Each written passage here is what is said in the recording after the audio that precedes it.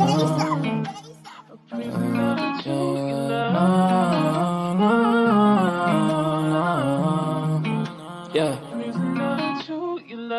Ghost, we make him fly like a ghost. If he want talk on the game, the heater gon' turn into toast.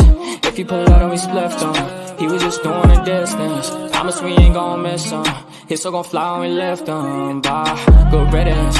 Why is this hard, her feelings? To the top on a mission. I got a shot, take it with precision. You ain't up if you ain't down to get it. Fuck it, Bob, if you ain't vibing with us. No, no, no. Bye, bye, bye. Clock him out. He ain't gon' talk when the Glock is off. You ain't gon' talk when the Glock is off. Headshot, knock him out. Ah, get him, bye, good riddance. Sorry I had to do this. Sorry I'm being a nuisance. I just gotta get it. Hi, I'm Mary Jeans on my Louis V for the belt. 2 G's for the belt. Know the heater gon' make him out. Promise the heater gon' make him out. OD niggas know me. I just move along with the hand I throw.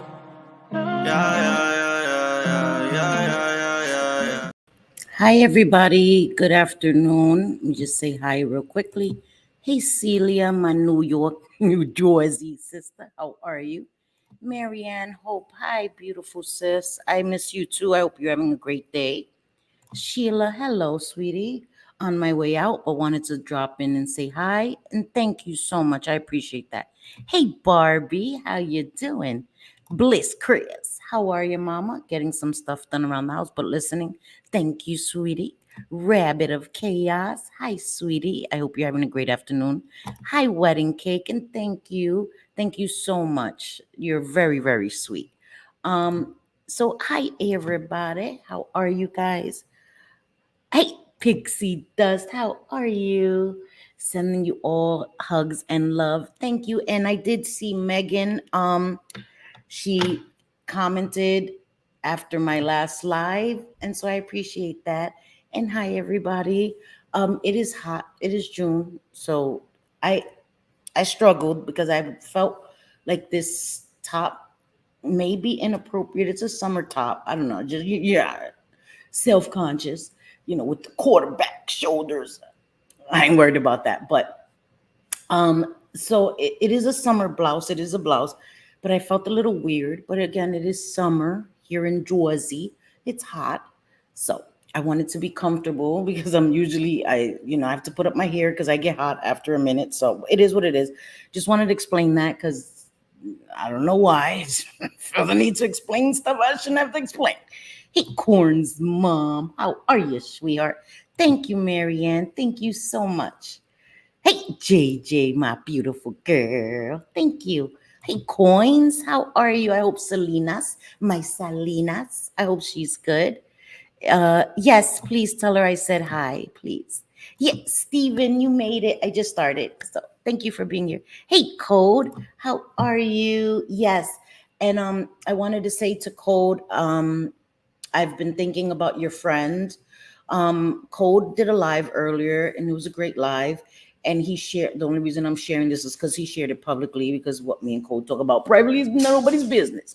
But he shared this publicly. He has a friend that is in active addiction and has been missing for 3 days. And her mom became really, sick because she was worried and stuff. So if we could keep her in our thoughts, I'm going to try to work with Code privately to see if we could just figure out, he did check the morgues and stuff to make sure that she wasn't, right. And thankfully she isn't. But I'm gonna help him to, contact the local jails and stuff in Philly and hopefully narrow it down, even though I know when you're in active addiction, our families become exhausted, physically exhausted, emotionally exhausted, mentally exhausted. And it's hard. It's hard for the family. And if her mom can just know where she is, even though like I said, our parents get tired. I know my parents were tired, and my parents felt like they had to give me tough love at some points and just let me do what I had to do because it was draining them. They still worried. So if we could just give her some kind of peace of mind, that would make me feel very, very happy. And it's Code's friend. So of course, hey Lisa Ann, yes, thank you. Hi, my Vixie, my girl crush. Yeah, so I just wanted to say that because of course she is in my thoughts and my prayers, and I will be doing whatever I can to alleviate that stress on Code and on the family and stuff. Yes, thank you guys. It means a lot. I called Jails, no answer. When you come to Philly, we are gonna make some head. Yes, so I am working with Code to get to Philly so that we can do some content and do some work, kind of like fellowship, kind of like advocacy, all of that stuff in addiction and all this other stuff. So we're working on that because I think it's important. And maybe I'll go and spend the day, or maybe I'll just stay, overnight before people get crazy in the hotel. Okay, because you said people want to jump out the window and stuff. So Jesus Christ, I don't even know why I have to say that. Sheesh, man. Coming in, excuse me, not tagging. I'm on my phone outside working. It's okay, mama. We understand. We understand, girl. What the hell? Yeah, so I wanted to say that I'm just trying to make sure. Of course, Cole, no need to thank me. You're my friend. Like, what the hell? What the F? How are you, sweetie? The top looks great on you. Did you buy it online? I've had it for a long time. Um, I don't remember. I don't think I bought it online. I think I went into the store. I've had it a long time. It's just, I don't wear stuff online, but it is cute, right? I don't think I don't know. I was feeling self-conscious, guys. I was like for half an hour, like, should I change? Because, whatever. And Jesus, I'm tongue-tied.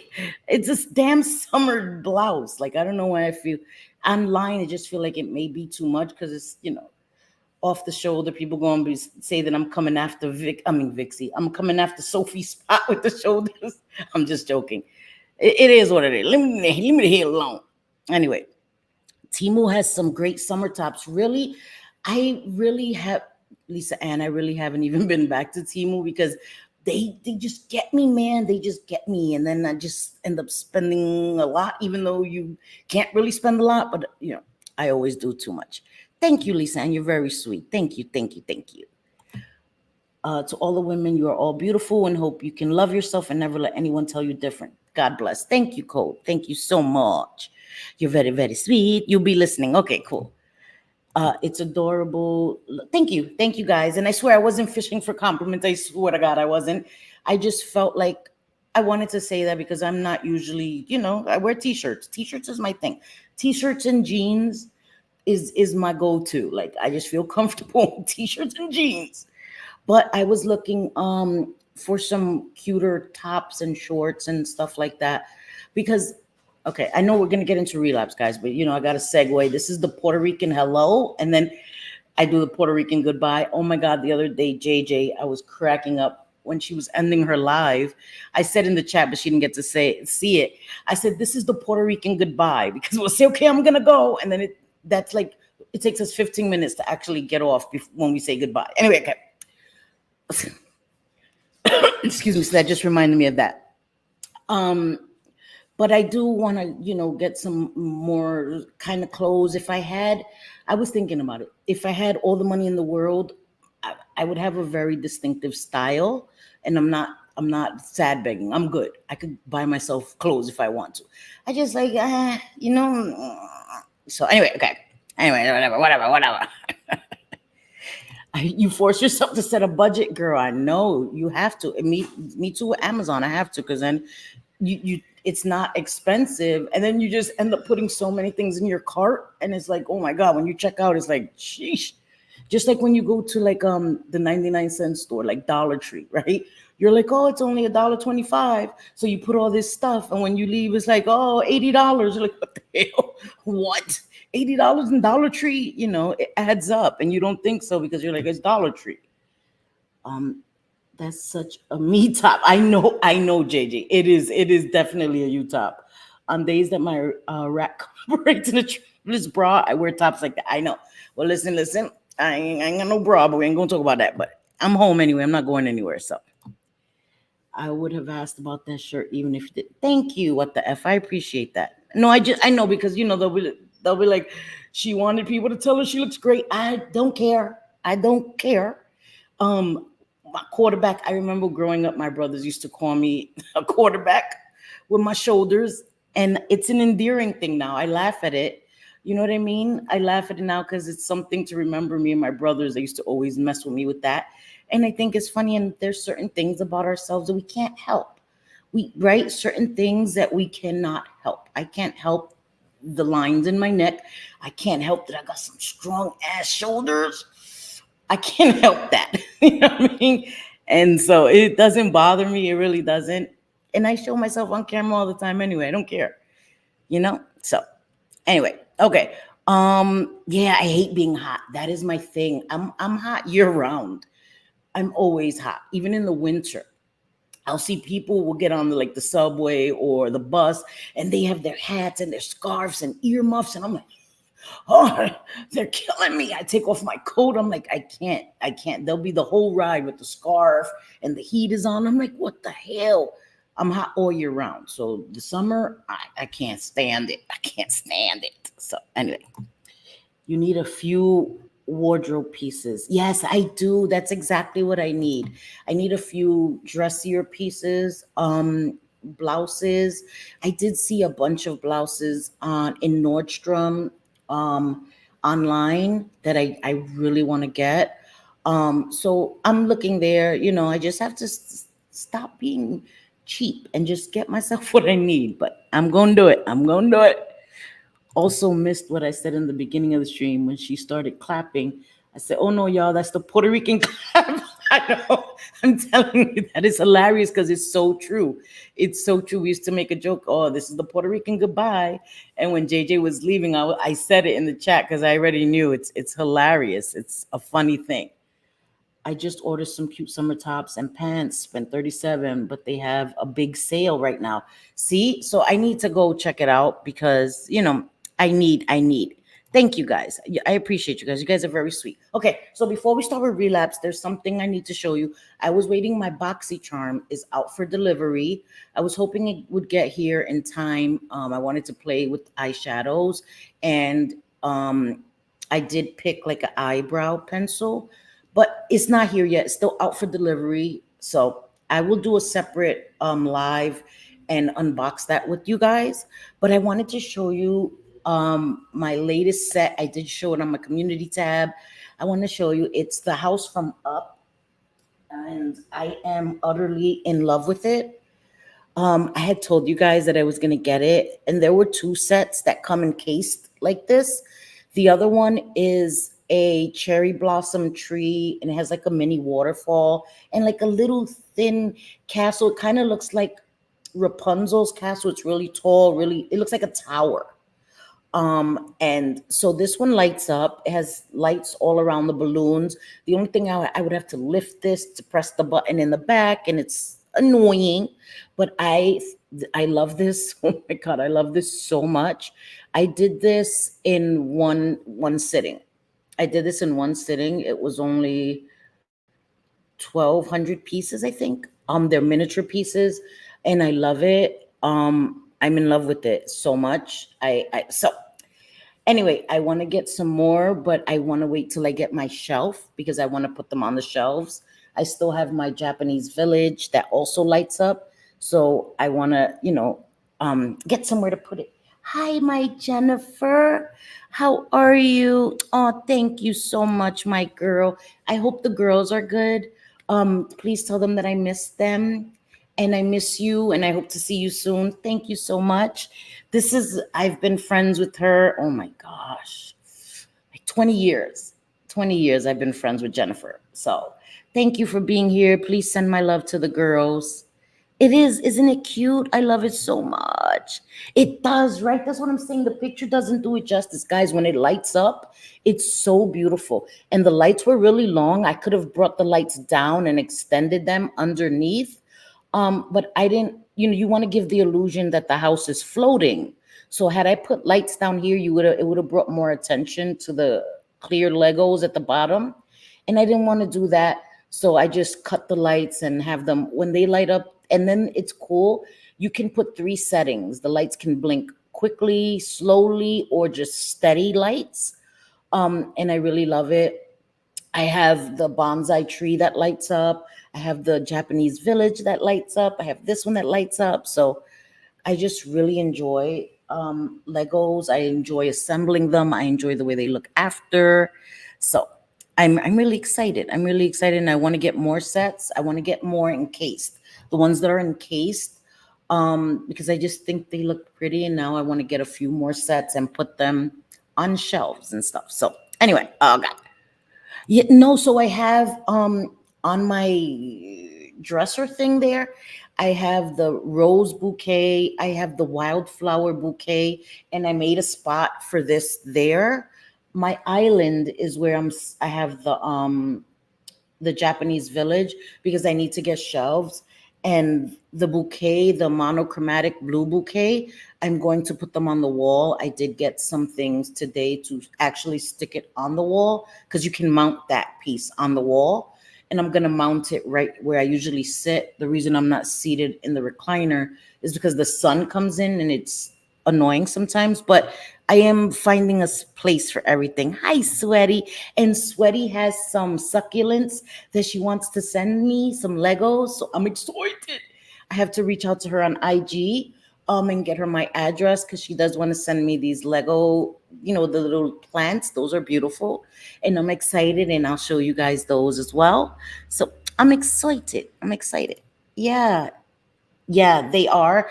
And because they have other brands on Amazon that are not the Lego brand, they're not as expensive as if you buy the Legos because you're paying for the Lego brand as well. You know what I mean? So a few of these sets are not the Lego, but there is the same thing. It's the same thing. And I like them because they come with the lights. The Lego sets, you usually, well, almost always have to buy the lights separately. Where these sets, the one JJ got me and this one, they come with the lights included. So you can assemble it because my bonsai tree, my son had to buy the lights separately and they were like $30 just for the lights. And I still haven't assembled the lights because since it didn't come with it, I would have to take it all apart and then reassemble it with the lights, where these made it so much easier. As you're assembling it, in the instructions, it shows you how to assemble the lights. I don't know why Lego does it like that, where you have now I have to unassemble it and then do it. So it's kind of annoying. It's kind of annoying. Anyway, yeah, I have 6 succulents, 2 sunflowers, and some off-brand that are teeny tiny That is amazing. That is amazing. I don't have any sunflowers. Well, I think I may have one that came with the set that JJ got me. It was like all these exotic flowers. They're beautiful. I just love them. I love the way they look. They look beautiful like flowers and they don't die. You know what I mean? And it's a fun hobby for me. I know I'm an adult, but I enjoy it. I enjoy it. It's not harming anyone. It's a fun hobby. Right? I'm not bothering anybody. And so I just love it. I agree with you, Cindy, about the lights not being included. They do that to charge more. Yeah, of course they do. Of course they do. And I just think that it's counterintuitive because these are so much smarter for me. I lean towards these because it comes with the lights and it's just easier for me. Even if you take the money part away from it, it's more convenient to have it so that when I assemble it, it's part of the instructions. Where it's I haven't assembled the lights because I'm dreading having to disassemble it and then and it was hard to assemble that tree trunk. So I have to disassemble it, put the lights in. It's not something I'm looking forward to doing. Where this, I looked forward to doing it. So I think they're doing a disservice to themselves because I'm going to order more of these because the instructions come with the lights. So as I'm assembling it, it's just easier for me. So, and I'm good with Legos. So it's not because it's too difficult for me. It's just, it's inconvenient. It's inconvenient. It's like, I also have like 5 puzzles. One is succulents. Oh, thank you. I am a puzzle person. I like puzzles. I do all kinds of puzzles. That's just my thing. It keeps my brain active. And like I said, I'm getting old. I need anything that keeps my brain active. So, thank you for that, Sweater. You're very sweet. So I did a relapse prevention live the beginning of the week. Can't remember when, what day, because, right? Sunday? I think Sunday. I think it was Sunday. Sunday, okay. Sundays for me in my calendar is the first day of the week. Anyway, okay. And I didn't get all my thoughts out. I did, because I got kind of sidetracked, right? With trolling. And so I didn't make all the points, and I just felt like it needed to be a complete conversation because relapse is important. Relapse prevention is important. Recovery is important. In my opinion, you guys know, recovery is a big part of my life. Recovery has saved my life. So I think that it's important to pass on the knowledge you have. Again, I'm not doing it in a formal capacity. I'm doing it just as someone who wants to share their experience, what has worked for me. Again, not everything that works for me may work for someone else, but there are universal guidelines and stuff and tools that can work universally. And then of course you have to put your own personal life experience, all of these different things, and it may change what may work for you. So Lego is greedy. The amount they are charging now for Lego sets is gross. I'm shocked how nice the adult sets are for the price. I know it is really expensive. I saw some really beautiful sets that I was interested in, but it was like hundreds and hundreds and hundreds of dollars. And I'm like, nah, I just can't justify. I can't justify that. So, but we'll see, maybe I'll get some PR from Lego. Yeah, right. I would not want to dismantle either. Yeah, they are. And they do come with the tool to separate them, which is great because I never remember that being a thing when my kids were little. We didn't get no damn tool. Without that tool, it's nearly impossible. And this set actually sent me a mini tool because when I did the Japanese village, their miniature pieces. So my big separators weren't working on the small pieces. And I'm so happy that this miniature set came with a miniature block separator. So I will be keeping that because I need that for miniature sets. And so it's great that they come with the separators because it's nearly impossible. And I've been watching a lot of Lego videos where they show you better ways to use the separator. So I know I'm getting crazy with that, but I enjoy it. In America, the National Mental Health Hotline is 988. You matter. Thank you. If you need help, please reach out. Thank you, Stephen. Thank you so much. I'm about to have 17 years next month. Sweaty, that is amazing. Congratulations. That is amazing, right? One day is a feat. 17 years. Oh my gosh. That is amazing. So yes, they do. It's this thing. It comes, you can separate the pieces off of the base. There's one side, there's another side where you can actually click it into the Legos and lift up the pieces. They have so many different sides, and each side has another capability to remove Legos. So it's amazing. Those are necessary. My Lego set did come with it, and the other set did come with one, and now I have a mini one for the smaller Legos. I think that every Lego set should come with them. I'm not sure if every Lego set does come with them, but I do have a few, and I keep them in a Ziploc bag. All the extra little Lego pieces, I keep them all, because sometimes you don't need every piece. I keep them in bags, and I will use them to create, like I have extra flowers that I'm going to be putting onto my sets. So yeah, I love it. Yes, it comes with a tool. Yes, it does. It, girl, they have them. They have them, and those are you need those because it was so frustrating trying to separate them if you put them in the wrong spot. So you need those. It's changed the game of Legos for me. I also think Legos change so much because they have to pay for licensing for the sets. Yes, they do Star Wars, popular kid cartoons. Yes, Harry Potter. So they do have to pay for licensing and trademarking and all this stuff. Yes. So I understand that as well. And I think that that's why this isn't exactly like the up. I mean, they did the colors and stuff, but you know what I mean? Because they would have to pay for the licensing to make an exact replica of the up house. And I think Lego may have an exact replica, whatever, but they had to pay extra for that. So they're going to include that in the price you have to pay because they're not going to take a loss. But this is beautiful and close enough to me, and I just love it. I just love it. So, um, okay. Oh shoot! Let me get my vape, guys. Let me turn off my camera 1 second. I had my vape charging. Sorry, guys. Sorry. I meant to get it. Sorry. I quit smoking, but I still need my damn vape, man. I still need it. I still need it. Anyway, okay. So, yeah. So in the description of this video, I put 3 resources, because last time I had some notes and I got that from a certain website. So I wanted to link that. They also have help there. And I linked 3 resources, but I wanted to, because last time I didn't really go through the definition of what relapse is. Um, so this basically just says like relapse, like if someone has an illness. Okay. So the first definition is a verb of someone suffering from a disease, suffer deterioration after a period of improvement.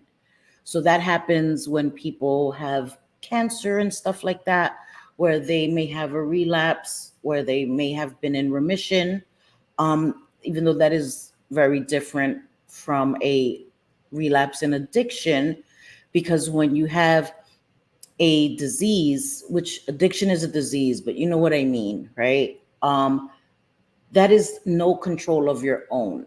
And I'm trying to pick my words carefully because I don't want to be disrespectful, because I know that addiction is a disease and people may feel like it happens and they're not really choosing to be addicts. But when you have something like cancer, you did not choose that, right? So that's why the definition is different. Relapse in addiction, alcoholism, drug use is regressing, falling back into old behaviors or removing the goal, right? Your goal is to remain in recovery, not to use drugs. And so you regress and you lose sight of that goal. There's also a thing called lapse. You've ever heard, oh, I had a lapse in judgment, where you'll do something. Let's use an example. You have a boyfriend or girlfriend and you go to a party and you make out with somebody and you're like, oh, the next day I had a lapse in judgment. That'll never happen again, right? It was like that.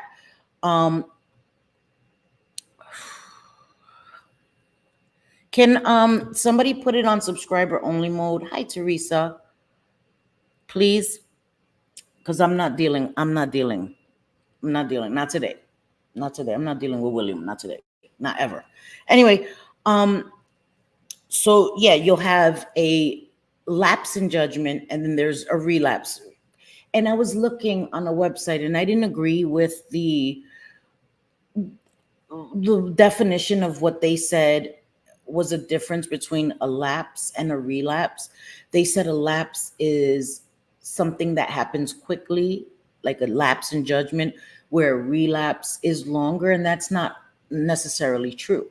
They were saying that a lapse is one day, like you'll go back into old behaviors for one day, and then the next day you'll thank you, Bliss, thank you so much. And then the next day you'll get back into your mindset. That can be the same thing with relapse. There are people who have had relapses that last one day, one time, and then realize and then go back into their recovery, go make a meeting, tell their sponsor or whatever that looks like for them, and then get back into recovery. So relapsing doesn't always have to be long term. It can be one day, one time. You can relapse just using once. That's a relapse. Okay. So I didn't agree with the way they worded that particularly, but let me see if I can get back into that site so I can read it. Okay. So this is where I got it. I did link it, like I said, in the description. There is the alcohol and drug hotline, which is, let me put it in the chat. Hold on. It's 800 250 015. Is there a number missing? There seems to be a number missing there. I'm just going. I'm just gonna put the link because that number seems to be missing a number. So let me just put the link in the chat. Sorry, guys. Let me just put the link in the chat because that hotline number seems to be missing a number. So thank you guys. I appreciate you guys so much. So that is where I'm going to be reading it from. Sorry. Yeah, I was like, that number seems to be missing a number. What the hell? What the hell? Sorry. Okay.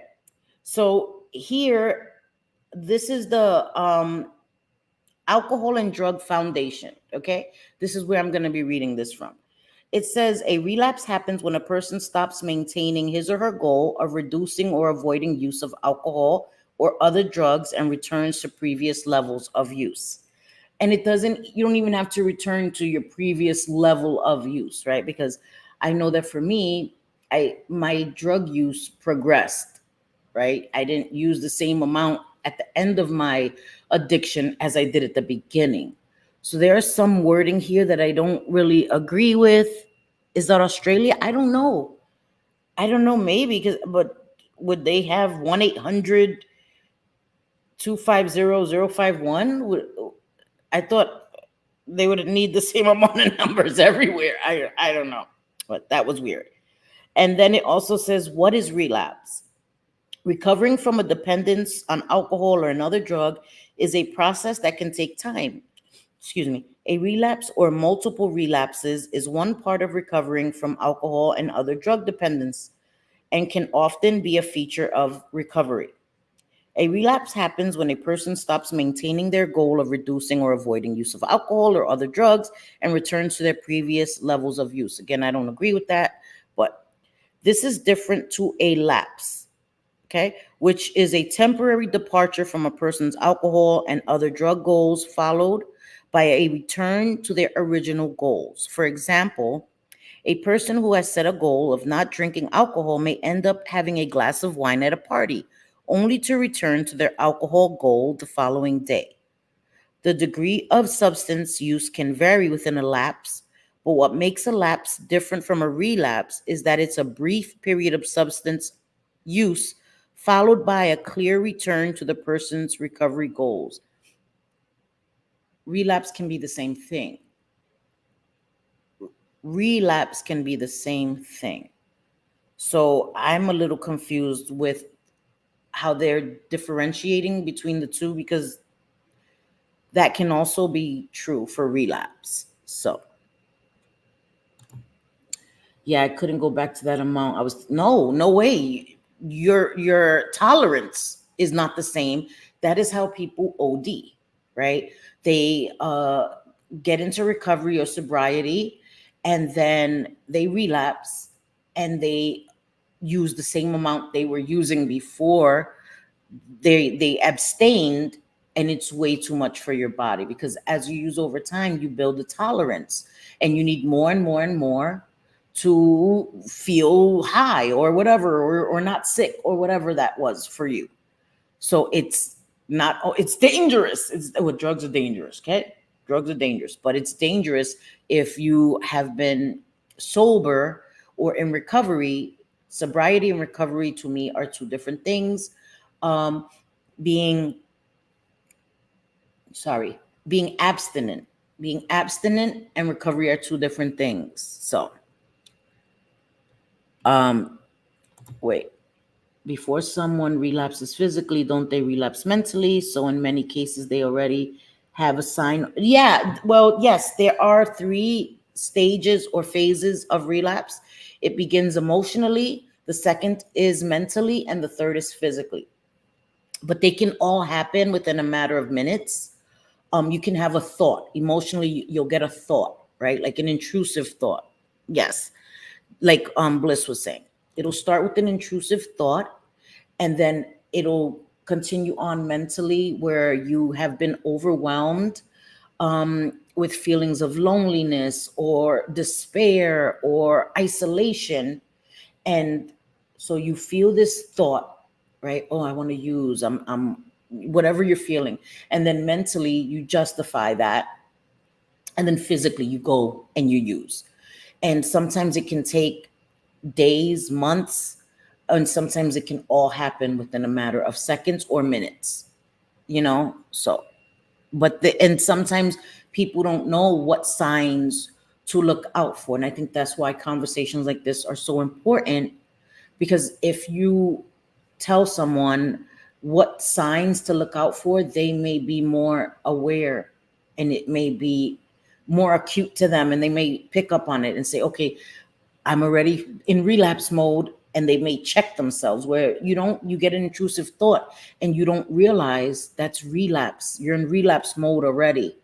And so you don't check yourself. You don't tell someone, you don't distract yourself. You don't do all these other things to fight the relapse. And by the time you realize it, you're already in relapse. You've already used. So, hi, Valerie Nelson. I just think they use new wording now. Yeah, I agree. I agree. But since I was reading it, I wanted to make sure that I made it understandable. You know what I mean? Because I get it. They may be using different wording. So I get it. And you're right.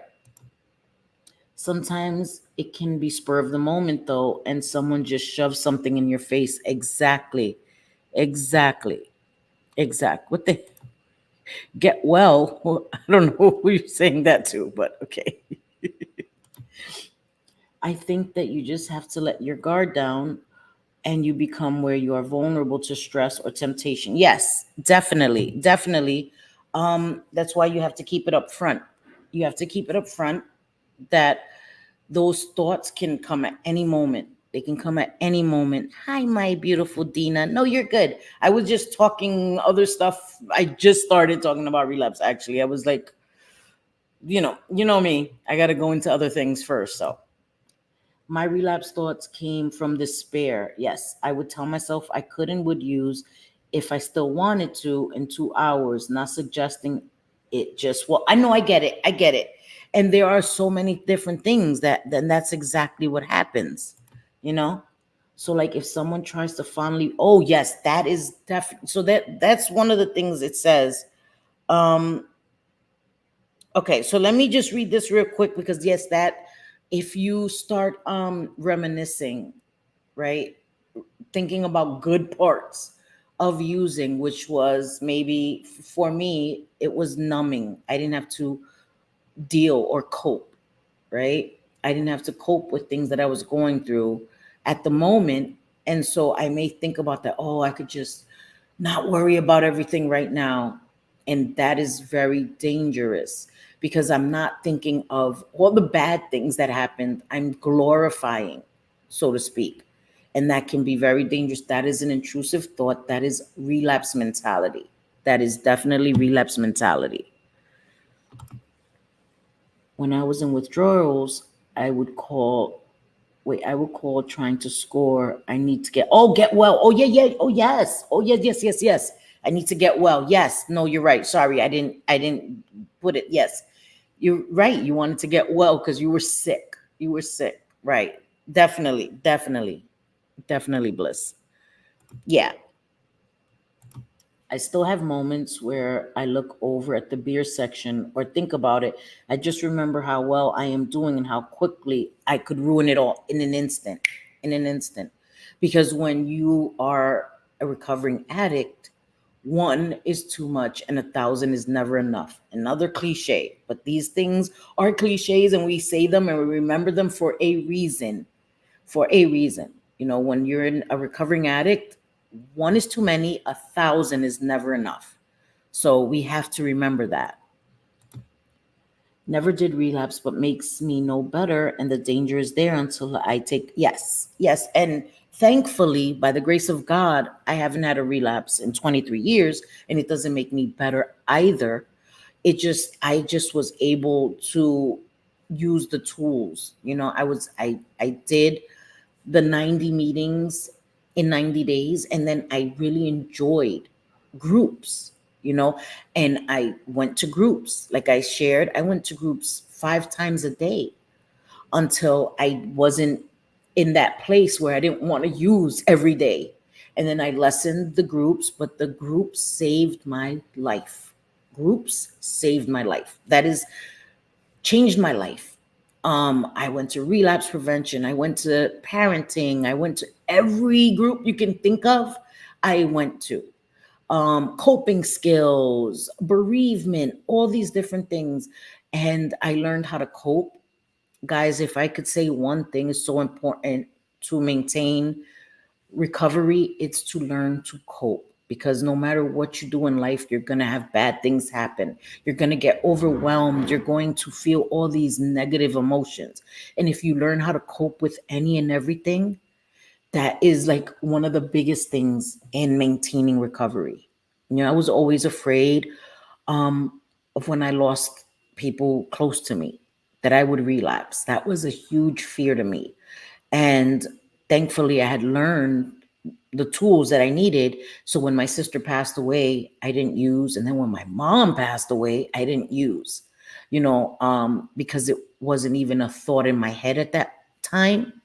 There was a time where I used to have drug dreams. I used to dream about drugs, and I used to fascinate thinking, I'm so far in my recovery, maybe I can use one time and be okay. And I had to snap myself out of it. Like, girl, stop lying to yourself.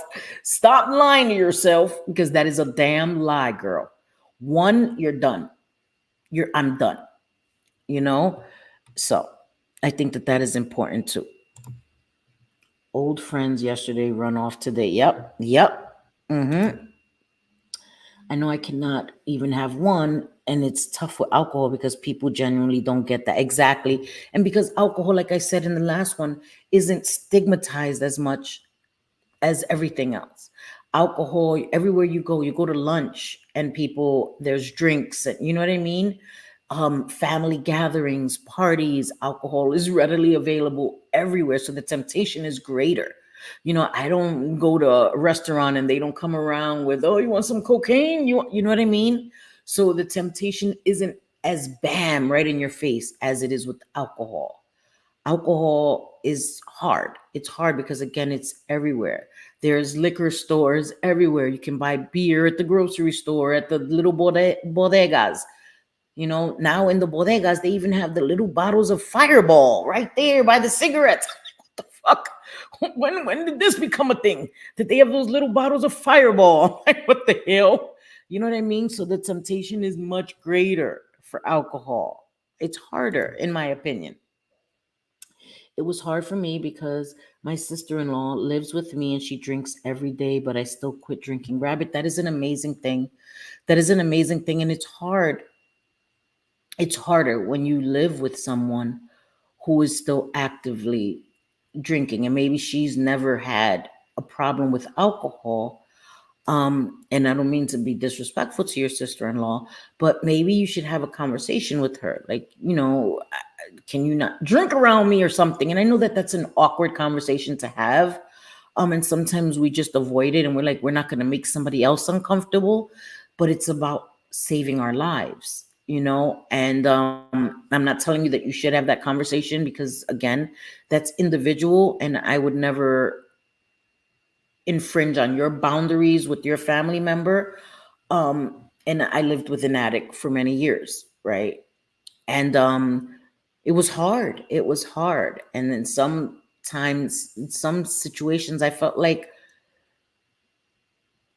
it was purpose. It was on purpose. Like, hey, look what I got today. Look at how much I got. I'm like, why would you show me that? You know what I mean? Like, I'm not saying that your sister-in-law is doing that. That's not what I'm saying. Not at all. So let me be clear about that. But it is harder. It is harder for us. So, and I'm proud of you, Rabbit, that you're still in recovery. It's not a small thing. I repeated one is never enough. Was repeated in my head many, many times. Yes, yes, Valerie. Me too. I say it a lot. I had to tell myself that, like, girl, don't lie to yourself. Don't lie to yourself. One, you'll be off to the races. You'll be off to the races. It'll be a wrap for me. It'll be like I never stopped because I'll be right back, right back, And who knows? I may not make it out this time. Almost died many times. I almost died many times. I was intubated 3 times because whatever they were cutting the heroin with, I was allergic to it. And it would just close my lungs up. And I would pass out and wake up in the hospital intubated. One time in my mouth, one time through my nose. The third time, I had a tube in my mouth and my nose. And when I woke up, the doctor was like, listen, you're going to die. If you don't stop this, you are going to die. And I went to a rehab. I went to a detox and I went to a rehab, and I wouldn't have been here. I'm telling you, I would say, I can't breathe, call an ambulance. And the next thing I would remember, I would just black out because I couldn't breathe. And I never want to feel like that again. Never, never, never. Not being able to breathe is the scariest thing ever. So that's amazing, Rabbit. Fortunately, my husband doesn't drink. And I think that's a beautiful thing. And that's what I'm saying. Like, I'm here. I don't have that added layer of temptation. Even though, like I said, it was easy for me. No. Easier because I had my coping mechanisms. I learned how to meditate. I learned how to slow my thoughts down. Guys, that was so important to learn when you have these racing thoughts, these intrusive racing thoughts, to learn how to calm your mind down. There were so many nights where I couldn't sleep. I had insomnia for years because I didn't realize that the stress and all of that, even though I was in recovery, the stress would continue when I was trying to sleep. And I'm telling you, some things, it doesn't click till it clicks. Just like with me quitting cigarettes. I never used my tools that I used during the day when I had intrusive thoughts at night. And I would have insomnia. I was put on Ambien. And then I had that thing where I would be walking around asleep and freak out my sons. And so I got off of Ambien. My doctor removed me off Ambien. And I had to learn to meditate at night. And I had to learn to slow my mind down, like start thinking of water or the ocean and clear my head. And that took a long time for me to be able to do that. That took practice to be able to clear the thoughts. And now I can do it all the time. If I get too stressed, like the other day when I was before my live, I had an anxiety attack and I had to calm my breathing down and clear my mind. And that was how I got over it. And it takes practice, guys. It takes practice, but it is doable. And so things like that, you have to put into practice, learning to clear your mind when you become highly stressed or you have these thoughts, learning distractions. If you feel a craving to use, go do something else immediately. Go do something else, anything positive, not anything else, anything positive to distract your mind, to counteract those intrusive thoughts, Asking, is it worth the cost, has gotten me far. Alcoholism runs in my family line. So see? So you have a predisposition for alcoholism and addiction in your family. And that's important to know that too. You know what I mean? I have at least 1 or 2 drug dreams a month still. Yeah, see? And I don't think I've had one in a very long time, thank God, because I used to wake up in sweats and those were the worst. When bad things happened, it would make me furious that there was nothing I could lean on to get through the first year. And then those moments became proud and verified. I could do it. That's right, Valerie. That's right. That's right. Those became your badges of honor, right? So to speak, because you made it through and you didn't use. Those are really, really amazing things to remember. If you ever go through a moment where you're overwhelmed, you got this. You can do this. You've proven to yourself that you can do this. And again, anybody who may be listening or may listen on replay, if you have relapsed, please don't feel any shame. Our journeys are different.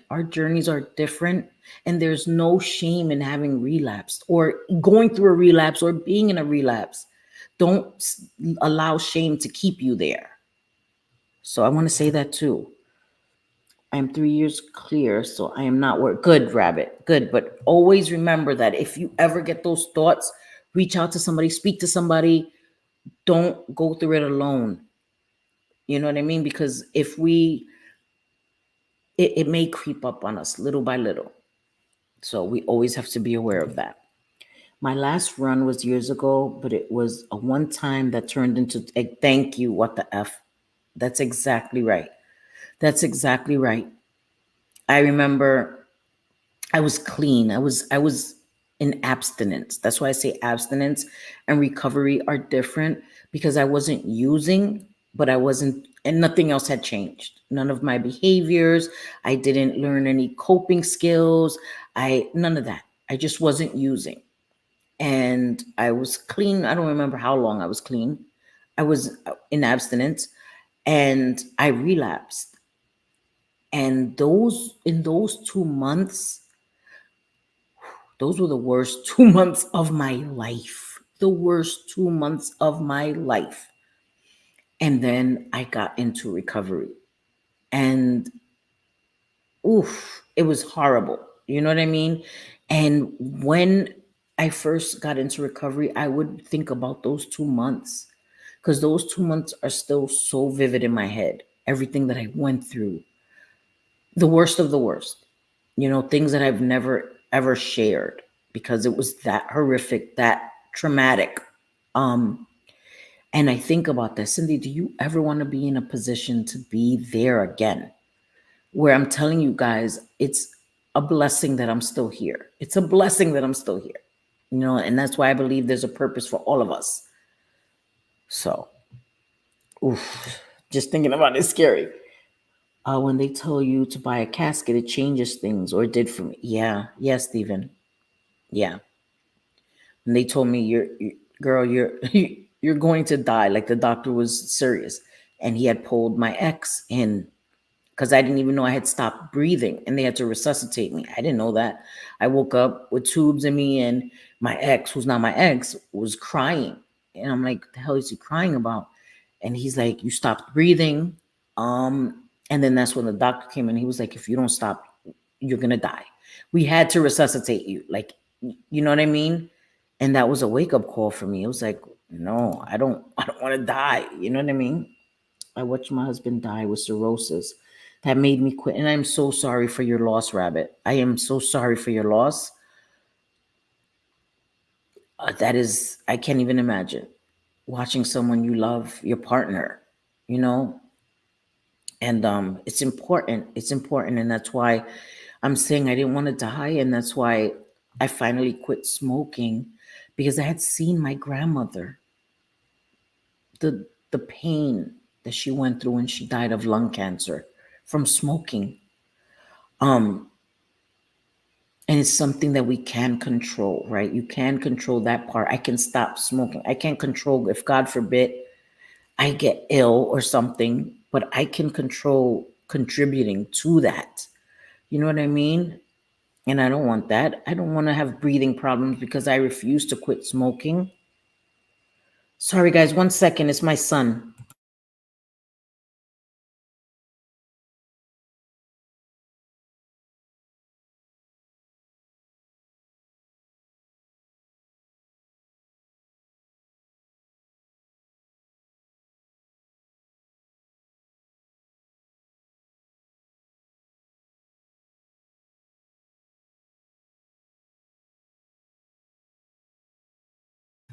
Sorry about that, guys. That's my youngest son. He just said, "Can I put his clothes at the laundry?" He didn't even have to ask me that, but anyway, okay. Um, I've battled I've battled insomnia and intrusive thoughts since getting clean 10 years ago. And with ADHD, it's very difficult to clear the thoughts. It is. Oh my God, right? Because your thoughts are all over the place with ADHD. So it's harder. It takes longer. It takes more practice.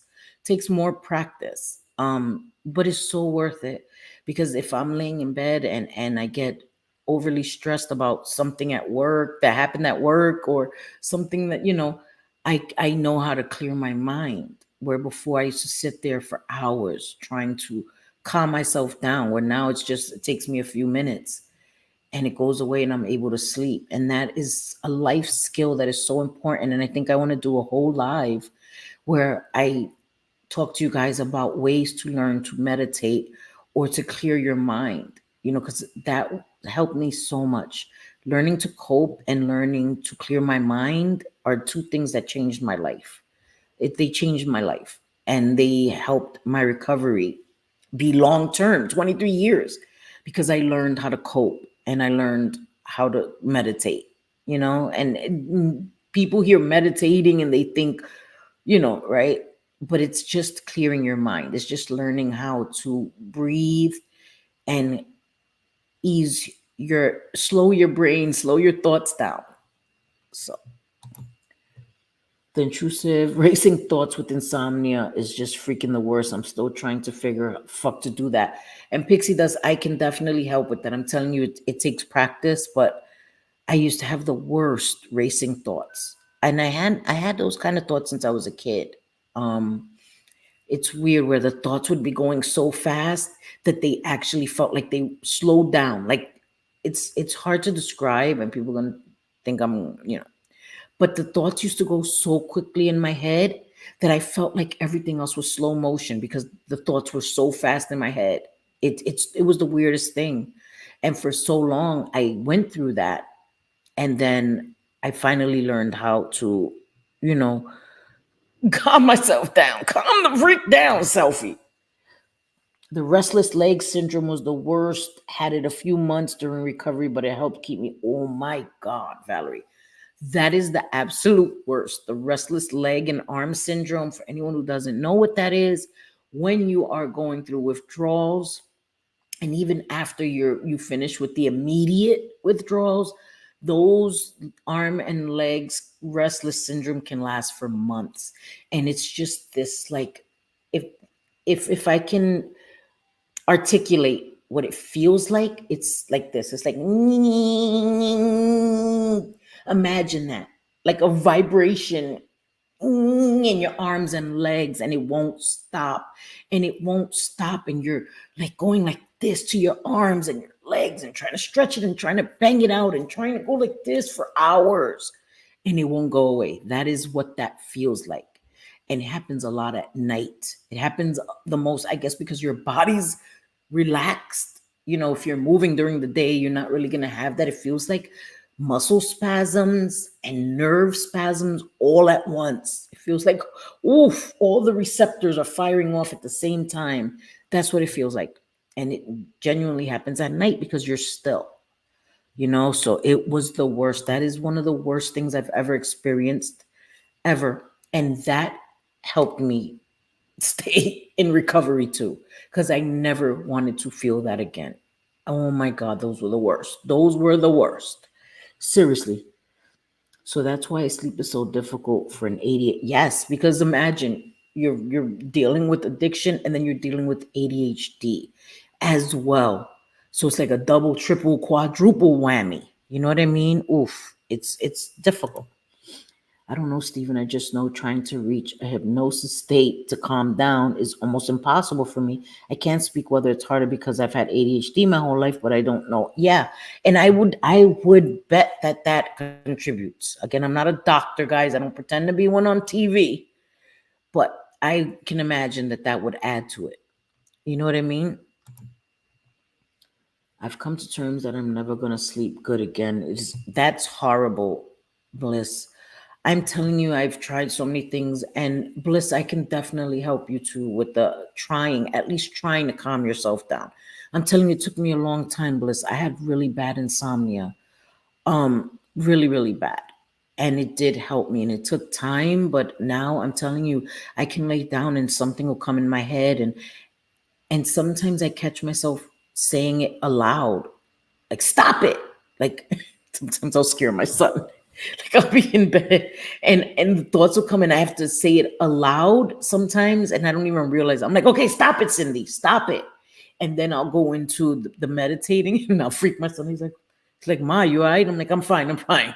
You know what I mean? And it becomes part of you. So replay the tape, yes. Well, it appears to be difficult for that loved one, and that would help me to understand why sleep is so challenging. It's almost a desperation, not quite the Stephen. I think I'm going to actually do that.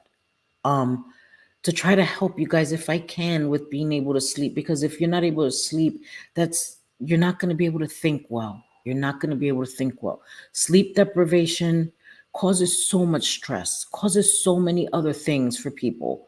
And having a good sleep, eating well is so important to be able to maintain recovery too. It is. Self-care is so important. Little things like taking a shower, getting the hot water hitting you, and being able to eat regularly and being able to sleep regularly. If people that don't sleep regularly, it can drive you mad, it can drive you insane. So it's so important. It takes a good year to retain the brain, right? To retrain the brain. It's not about willpower, it's about heal. Exactly, Valerie. Exactly. It's not about willpower. It's about training yourself and your brain on different ways to react. Again, because your brain controls everything. Your brain controls how your body feels physically. Your brain manifests the things physically. So it's about retraining your brain. That's so important, Valerie, and that's such a good point. That's such a good point. So sorry for the losses and so proud and happy for those that are here. Me too, Valerie, and thank you. I have a bunch of stories whenever I decide to start up. Girl, you need to start now, girl. Start now. Congratulations to all those who have fought for the sobriety. Sorry for those who have losses. Yeah, exactly. The mind clearing also changed my life, and I still use it. I do too, Valerie. I use it every day. I use it every day.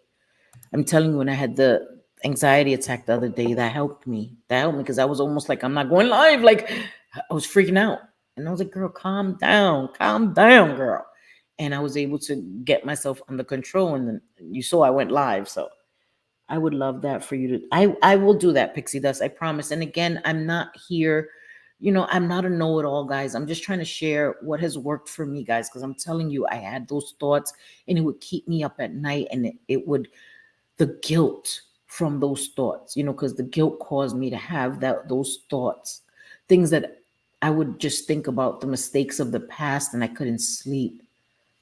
Things that I didn't do, things that I missed when my kids were little, that would keep me up at night, even years and years later. I always talk about my severe mom guilt that I still have and I work on every day. My mom guilt, because it was ever a thing that drugs took over my life for any amount of time. When my sons deserved a mom who was present 24/7 since the day they were conceived. So that's something that I still work on. It's gotten much better. And I'm telling you, being able to meditate has definitely helped me. The racing thoughts you just described is what I've dealt with from childhood due to child essay. I get it. No one has described it for me like that. Yeah, Pixie Dust. And I understand because I have childhood trauma. I have childhood trauma too, Pixie Dust. And I'm so sorry that you ever had to go through that. I can relate. I have severe trauma from my childhood. And I would get those thoughts a lot. I would get those thoughts a lot. And I thought I was so abnormal for those thoughts. I thought something was seriously wrong with me. Like, why is everything slowing down out here and my brain is going in the opposite direction? And it was my brain trying to process the trauma. So, but I would definitely like to help you guys because it's helped me. It really has changed my life, guys. It really has. I no longer need sleep aids. My friend Caddy, that she's taking a break from YouTube because it's all too heavy and we miss her and we love her. And she's doing real life things, work and family. And YouTube became too much for her. She sent me, I was going to say melanin again, melatonin, because she knows she's my friend. She's been my friend for like 5 years, that I had a hard time sleeping.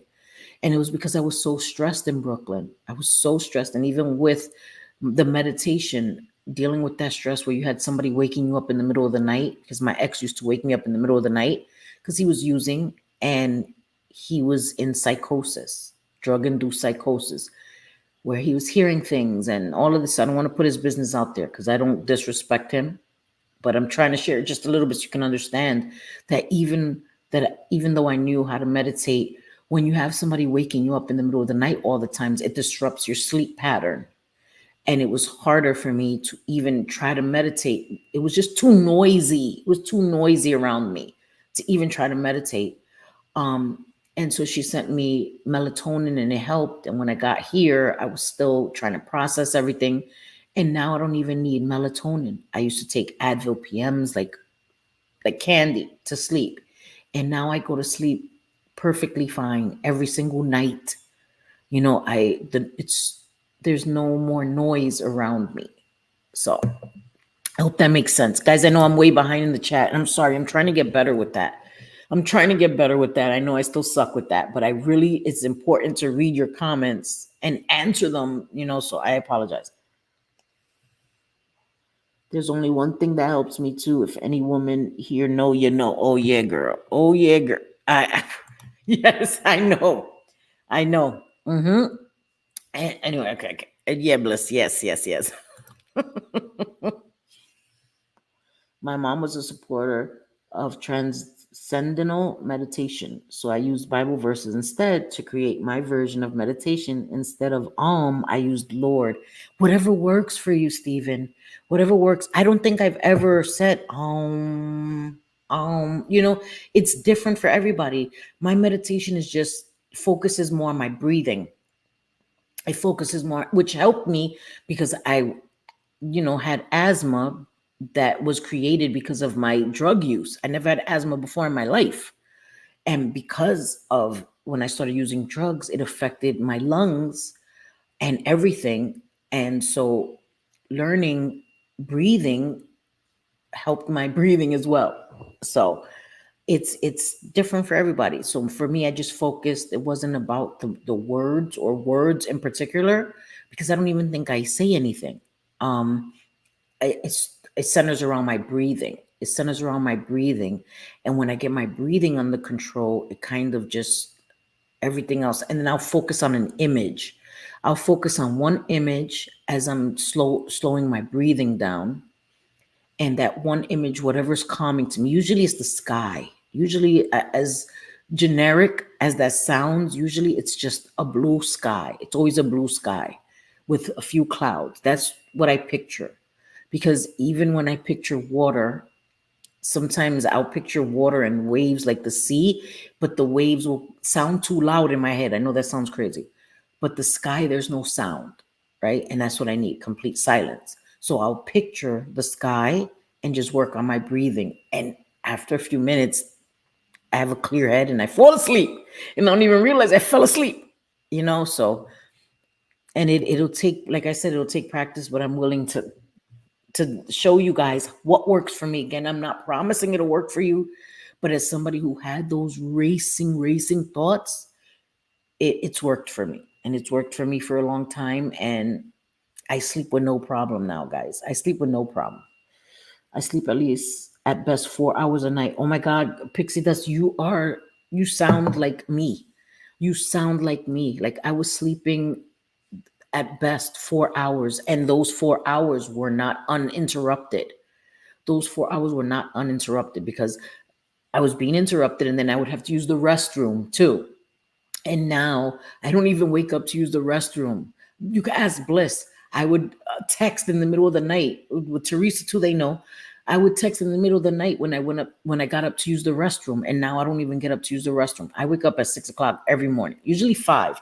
I'll look at my watch and I'm like, it's 5, go back to sleep. And I go back to sleep till 6, my brain is already awake. But it's because I'm sleeping throughout the night. I'm not waking up. Even when my sons get home from work, they get home at midnight. I used to wake up like, hey guys, now they come, they kiss me on the forehead and I stay sleeping. So I get a lot more sleep, which helps me get up early. I'm a morning person, get up, go to work, all of this stuff. I'm more productive because I'm sleeping better. I have talks with myself too, with the thoughts, and say, really, are we Really going there, right? Yeah, Valerie, yes. Thank you. Thank you for not making me feel like I'm alone or like I'm abnormal for that. I do. I do. I talk to myself like I'm like, because I have to hear myself sometimes, like, hey, cut this shit out. Like, what are you doing? What are you doing? Saying it internally sometimes isn't loud enough for me. I need something to like snap me the hell out of it. And that's it's funny because it's so freaking true. Yes, yes. I understand the mom guilt. Oh my God, big time. And the thought comes out at night. Yeah, yeah. Thank you. Thank you. Yes. Thank you. And we'll that's what we're here for. To help each other. That should be the goal. That was my goal on YouTube. And again, I've said it many times. I sidetracked with bull crap and nonsense on YouTube. But the same way with my recovery, I have my goal in sight again. My channel is me. I come here and I share me, who I am. But a big part of my life is my recovery. And that is something I'm proud of, right? I've said things on YouTube I'm not very proud of. And I don't want to fight and I don't want to be consumed with drama. I do not. I think I've taken up, drama has taken up way too much of my currency on YouTube. And that's not what I'm here for. That's not, petty shit. I'm okay with that. But it's gotten way too dark, way too heavy. And I don't want to contribute or be a part of that anymore. So, and I have to be the change I want to see. I can't talk a good one on my channel and then I'm doing it everywhere else. Or I say everywhere else, I'm not with the drama. And my channel, I come here and I just spew drama. Again, I'm not throwing shade at anybody. I got to say that. I'm not throwing shade at anybody. I'm speaking for myself. Hi, my mod 148. Oh, you're doing chores? I'm glad you're here, mama. Yeah, I got to clean up. My eldest baby, he goes to work soon. So when he leaves, I'll go in his room and straighten up. I just love doing that for him. He doesn't expect it or ask that, right? But I just love doing it. And I'll sweep and mop and put my son's clothes in the dryer. I mean, in the machine. My other son washed his clothes. I'll fold them. I'm home. I'm home Saturday and Sunday. These are little things I can do, for my boys. They're my boys. I don't care how old they are. So, but I'm glad you're here, my Julie. At 15 years old, at 15 years, I am still working on forgiveness for myself. My amazing grandkids remind me of what I lost every day. I get it. And 15 years, that's amazing, Valerie. And I'm going to be a work in progress for the rest of my life. And I'm just so grateful that my sons have forgiven me. And that I have such a close relationship with my sons. When I first came to live here, my eldest son was unsure. My eldest son was unsure. And to see our relationship blossom, and I tell him everything. I tell my eldest son everything. And I'm close with my sons, all my sons. But my eldest son, I tell him everything and no judgment. I share about my relationship. My other sons, they're not trying to hear that. They're not trying to hear that. They're not ready. I respect that. But my eldest son, he says, Mom, you got to be happy. You got to live your life. And I share so much with my eldest son. And I just thank God every day for my sons, every single day. And so something good came out of me leaving Brooklyn. That was the hardest decision I ever made. I did what I needed to do to save my life because it was becoming too difficult. You know, I don't shame my ex for his relapse. But it was too much. It was too much. It was just too much. Things missing every day, being woken up in the middle of the night because he thought he saw pictures. He would take pictures of me while I was asleep and see demons coming out of my body and just people in the sofa. Just it became too much. It became too much. And coming here was the best decision I ever made because it allowed me and my sons to become close again. And because we had become estranged because they didn't come to Brooklyn because, my ex was bugging.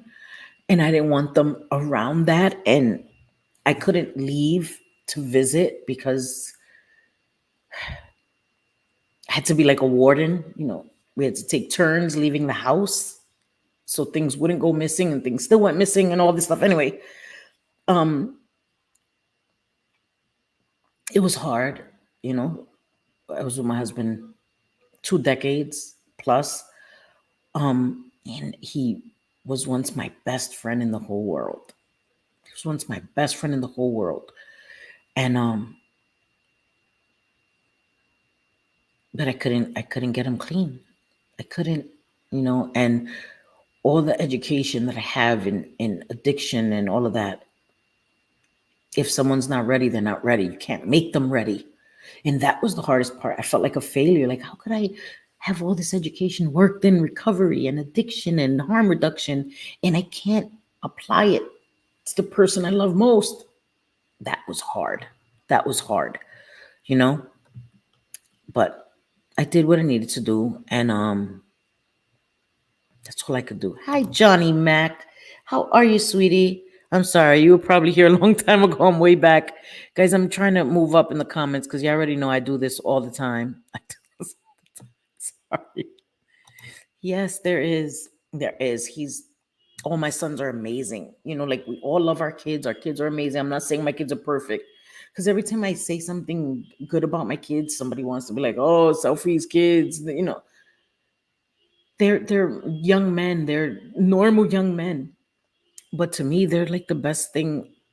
They've saved my life in so many ways. So many ways. I've always been hardest on myself, especially lately. Sometimes feel like nothing I do is good enough. It'll pass. I've been feeling like that lately too. I have, because I live with my sons. Yes, yes, yes. As people that don't like me make abundantly clear, I live with my sons. And I've been last couple of weeks feeling like a failure. Like I live with my sons.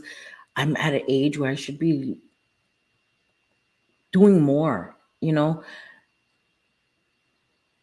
then I beat myself up about it. Like, get your own place or whatever. And I'm working on it, guys. I'm working on it, but I'm not going to rush again and overwhelm myself and end up somewhere where I can't afford the rent, or end up in a dump or something. I'm just, and I'm my worst critic. I am my worst critic. So that I'm a work in progress with that too. My addiction was so secret. I had to tell my kids and husband because I had to fly away to get help. Wow, Valerie. And I know it because you said that you didn't even share with your coworkers the last live. You kept it so secret. And I've also shared, we're only as sick as our secrets. Our secrets keep us sick. Our secrets keep us sick, because when we tell the people we love closest to us, they can help hold us accountable, as uncomfortable as that is, right? For people to be looking at you, making sure you're not relapsing, it helps us. It helps us in the long run, you know? That is so great that you have a good relation. I do have a great relationship with all my sons, but my eldest son, he's my firstborn. I was a kid when I got pregnant with him. I was 18 years old, and I just love my sons so much. I do. And I'm so blessed out of everything that I've gotten to know him again, you know? So everything happens for a reason. Everything happens for a reason. And out of all that darkness has come all this light. All this light. My sons are the light. My sons have always been the light in my life, always. But that's the good thing to come out of this. I lost a relationship, lost a marriage, 27 years, but this is a beautiful thing. So I'm not going to dwell on that because I have my sons that are amazing. Thank you. Thank you, Valerie. And I am too, that I don't know, that I can prove to them that this is who I am. I've been this person for 23 years, but you know what I mean? Seeing it on a daily basis as they're adults is just different. And so I'm grateful for that. And my sons never make me feel like a burden or anything. That was my worst fear. I'm a burden. I'm coming. I'm infringing on their lives. I'm intruding in their lives, you know. Hi, puppy. But it's okay. My baby just woke up because he has to go to work. So she has to get, my other sons already went to work. He just got up so he could go get in the shower and go to work. Hope he didn't hear me gushing over him. I love my babies. I don't care. I gush over my babies all the time. What the hell? The people also want to get clean in the help. Yes, they have to, right? They have to. Yes, I am too. I'm so glad. Thank you. Thank you, Dina. And I just watched your last video. You look so beautiful, Dina. Well, you've always been beautiful. But it was so refreshing to see you at a good place, Dina, you know, and it made me very happy. Made me very, very happy to see you like that. It's a blessing. It's a blessing. You have to remember this chapter is in your life is part of your story. Sounds like you're living there has helped your relationship. Forget not having the house. That time will come in another chapter. Yeah. Yeah. And I, you know, I it was hard. Like, you know, you work to get your own place and I had my own place and I lost it because I had to leave, you know, and I felt I was bitter. I was bitter for a long time.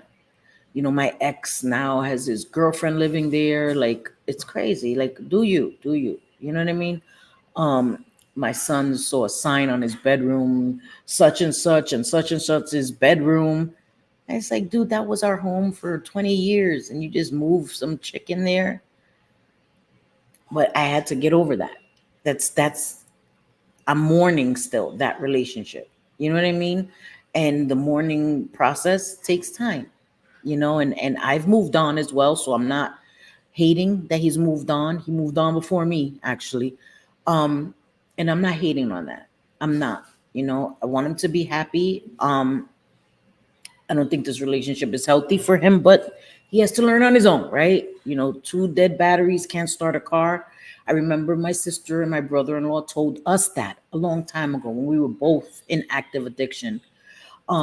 They were the ones that actually drove us to detox. And we were angry that my brother-in-law and my sister-in-law were separating us. We wanted to go to the same detox. Again, hindsight is 2020. They knew what they were doing. They said, you guys need to be separated. And we were furious, furious. And I remember my sister-in-law and my brother-in-law saying, two dead batteries cannot start a car. And that has stayed with me all these years later. And you can't give what you don't have. So him starting a new relationship with somebody that's in active addiction isn't conducive to getting clean. You know what I mean? So I wish them well. And I've had to remove myself from the situation altogether and allow him to do what he does. You know, he used to watch my channel. I have no idea if he still watches. And that is on him. He's moved on with his life. I've moved on with mine. It's sad that we don't even interact anymore, but it is what it is. It is what it is. And that doesn't open the door for people on the internet to try to reach out to him because that's not a thing. Do what you want. But it is what it is. So yes, it does. It does, Dina. And you look so beautiful. You look so happy, so at peace. It was a beautiful thing to see. It was a beautiful thing to see. Yes, and him moving on gave you permission, probably, and the kids' view. Yeah, exactly, exactly. Because my sons were like, you know, they were feeling bad, like, oh, poor dad, and they were like, oh, not poor dad, not poor dad. You know what I mean? Like, dad is doing his thing, and my eldest son always knew. You know, they're grown. They know, they saw it, they knew. But it was hard because they felt like he was alone. You know, dad is alone and he's struggling and I'm not, you know, and they don't understand addiction like I do. So their perspective is going to be way different. And I respect that. I respect that. And I give them the respect that I don't, you know, bring things in their face. Like I said, my situation is outside of our household. that I've never been the kind of person to think that I'm going to bring different people around my boys. That wasn't a thing. That's not a thing. I had that done to me when I was a kid. My mom had different boyfriends every day of the week and all of this, and it was very unsafe in every sense of the word. And it was traumatizing to kids to see different people around them all the time. And maybe that's why me and my ex stayed together for so long, because we both felt like no matter how broken or toxic our relationship was, at least they had their two parents. As crazy as that sounds, we thought it was the lesser of two evils, because he dealt with a lot. He put up with a lot from me too. I wasn't, you know, perfect. hello, you know, but it is what it is. Bereaving was one of the hardest things. Yes. Leaving was harder the ones. Yes. But you had to grab. Yes. Yes. I exactly. Just like when you're in a plane, right? You have to put your mask on before you even put your kids on. And I never understood that. Like, I want to put my kids, but if you can't breathe and you pass out, you know what I mean? Your kid can't do it for themselves. So it's true. You have to secure yourself first to then secure your child. And that makes a lot of sense. And at first, I didn't understand that. Thank you. Thank you. And he does too. And I hope that he finds that happiness. But I don't know. In 5 years, you can both be invited to the son's wedding, then on to the grand, right?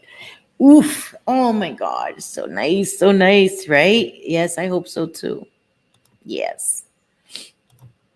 There's a flow to the universe. We can either ride it or fight it. Yes, every time I have fought it, things exactly.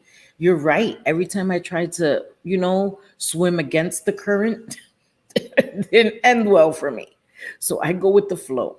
I go with the flow a lot. I go with the flow a lot.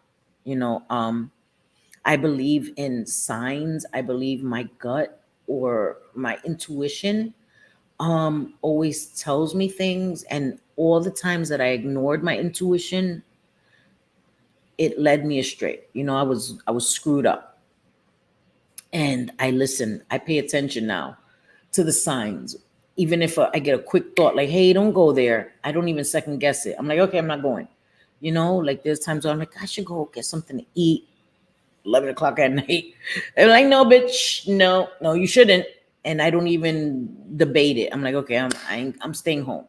Because times where I did that, there was one time where I was like, oh, the alarm was going off. Like the universe was telling me, don't do it. And I got arrested because I didn't listen. Like 5 times, the bus stopped running and there was no buses to take me there. And I still, again, was swimming against the current and ended up getting locked up because there was so many warnings and I ignored them at every turn.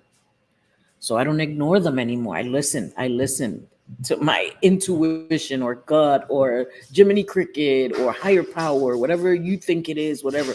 Listen to that. Listen to that. Don't ignore it. Like I did. Because you setting yourself up. You're setting yourself up. But I don't know. I know, guys, I'm sorry. I know I go all over the place, and yes, yes, there are. And the more intuitive you become, the more you're able to pay attention to those signs and pick up on those signs and not ignore them as much, And I just think it's important. And I do want to have a live where we go through like breathing exercises. And I know those aren't the most fun for people, but it's needed. It's needed, especially people like Pixie Dust and others that Bliss that, have hard time sleeping. And Bliss works a lot. She works a lot and she has 2 kids that she's, husband, the whole household. It's important to sleep well. It's important to sleep well. And I know that when I wasn't sleeping well, I couldn't think clearly. I couldn't think clearly, you know, because I was exhausted and my thoughts were all over the place. And especially with somebody that has ADHD, your thoughts tend to run. And if you sleep better, I think that that'll help her in the long run, Girl, girl, who you telling? I know, me too. Listen, I couldn't without it. I would get anxiety if I was running low on them. Like, so I get it, Bliss. And I'm telling you, it's worked for me. I didn't sleep for years. I had insomnia for years. I was on medication. I was on medication, prescribed medication. So I know, and I know, just even if it tweaks it a little bit so that you're able to sleep a little bit better, I know that that'll help, you know? Not really, but I take, yeah, pretty, I get it. I get it, mama. I get it. Trust me, you know? I can't imagine being around it daily and not joining in. You should be so proud you didn't. Thank you. And I don't know. I just, you know what it was? What the F? I was tired. I didn't want that life. I didn't. I didn't. And seeing him like that was like a daily reminder of what I would be thrown right back into. And that if I did that, my sons would have no one. You know, when he relapsed, we still had two sons in the house. And one of them was 10, and wait, let me think. That was 10 years ago. So one of them was 9 and one of them was 12 when he relapsed. And had I relapsed with him, they would have to fend for themselves. They were still very, very young, you know? And I didn't want that for them. I didn't want that. It was, I already still had the guilt, you know, from years ago, and I just couldn't do that. Love you, baby. And I'm glad that I didn't. I'm so glad that I didn't. And seeing him like that just kept reinforcing that I don't want to look like that or be like that or feel like that or be driven by a drug. And I'm not shaming him. I feel bad even saying that, you know, but it's the truth. It's the truth. And he deserves so much more. He was the best father ever. Best father. So funny, such an amazing husband, and drugs just took over his life, and that's all he could think of, understandably, because that's what drugs do to you, you know? And I just couldn't live that life. I'm getting older, and I didn't want to be 50 and 60 and still in that lifestyle. I don't, you know, 60, I want to be retiring and looking to have grandkids and chase them around and do all this stuff. I don't want to be 50 and 60 and still dealing with stuff like that. I don't. I don't. I don't. You know? I am woman enough to say that I would not be and I don't know, Bliss. I don't believe that. I don't believe that because I know you and I know how strong you are. And I don't know. I just, like I said, I learned how to cope, guys. I'm telling you, I learned how to cope, and just that wasn't an option. That just wasn't an option for me. You know what I mean? Thank God. Thank God. Thank God. You know?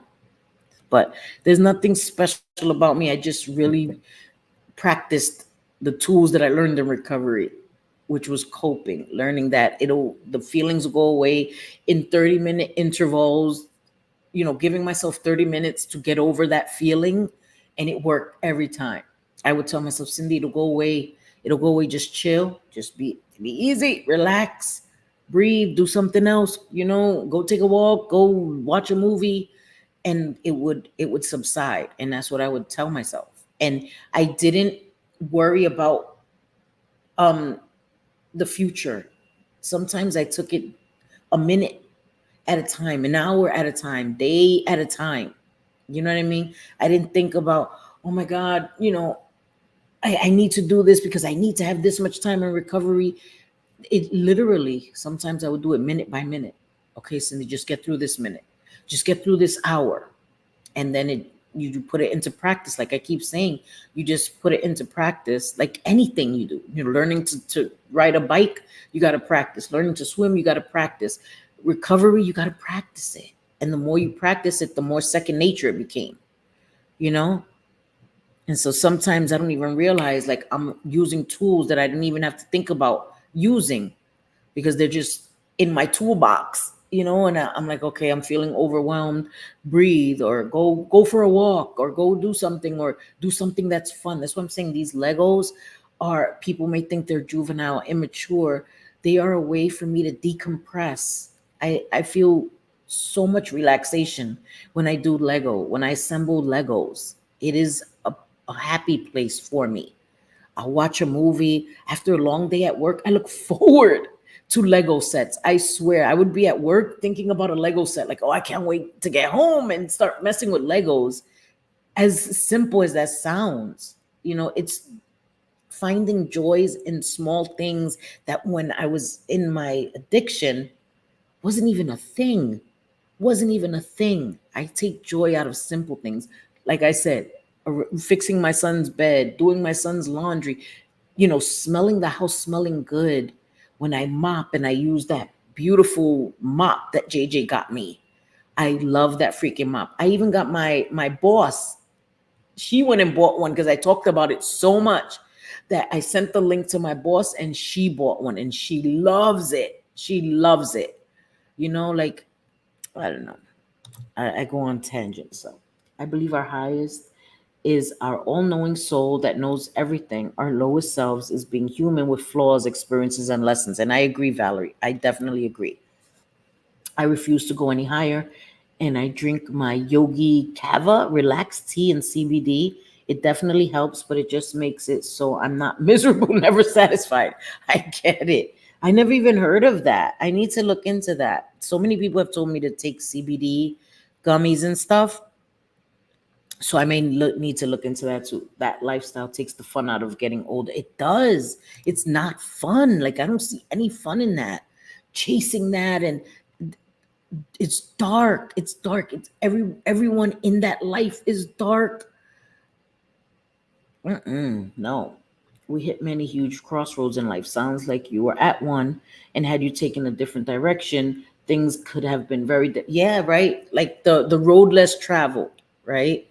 You reach a fork in the road, and it's, do I want to, take the path that I would usually have taken? No, hell no. I went somewhere different.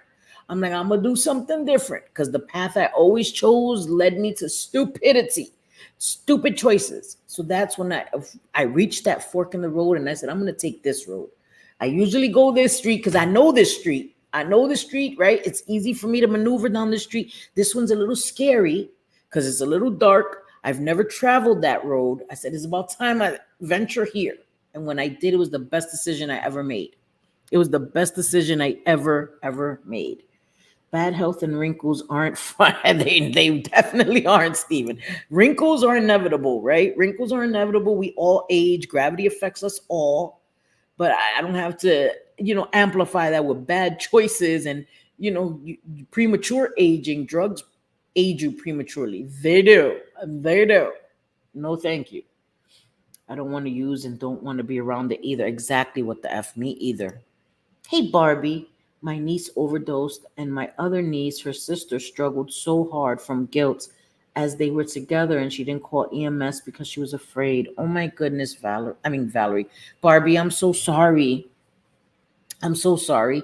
And I know that she was afraid, and she has to, it takes time. It's going to take her a long time to get over that guilt. And I feel so bad that she has to carry that guilt, but she has to forgive herself. She has to forgive herself. Like, if she doesn't forgive herself, it's never going to get easier for her, you know? And I hope that she realizes that it wasn't her fault. And that's a real thing, being afraid, not knowing what to do, and that just made me so sad for her. And just tell her that it wasn't her fault, and I hope she forgave herself. I hope she forgave herself and that she has support, you know?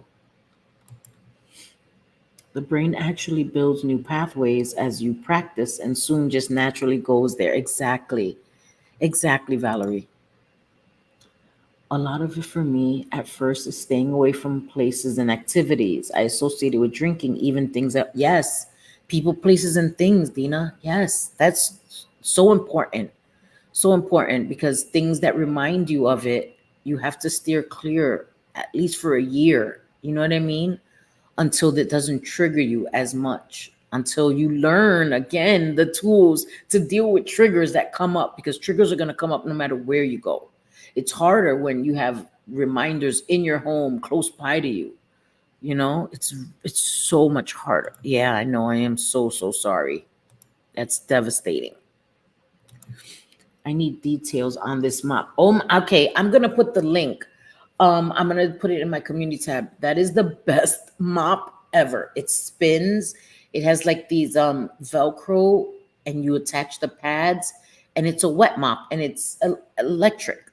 You plug it in, you press a button, and they move, and then you press another button, and the soap, the liquid comes out, and the floors just shine. Oh, I love it so much. So I vacuum before, because I don't do sweeping anymore.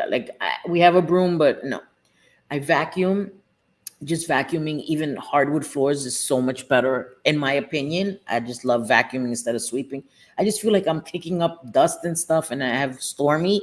I'm not trying to get her hair all in my mouth, so I just vacuum and use that mop, and the floors just look so beautiful. So I will definitely put it in my community tab.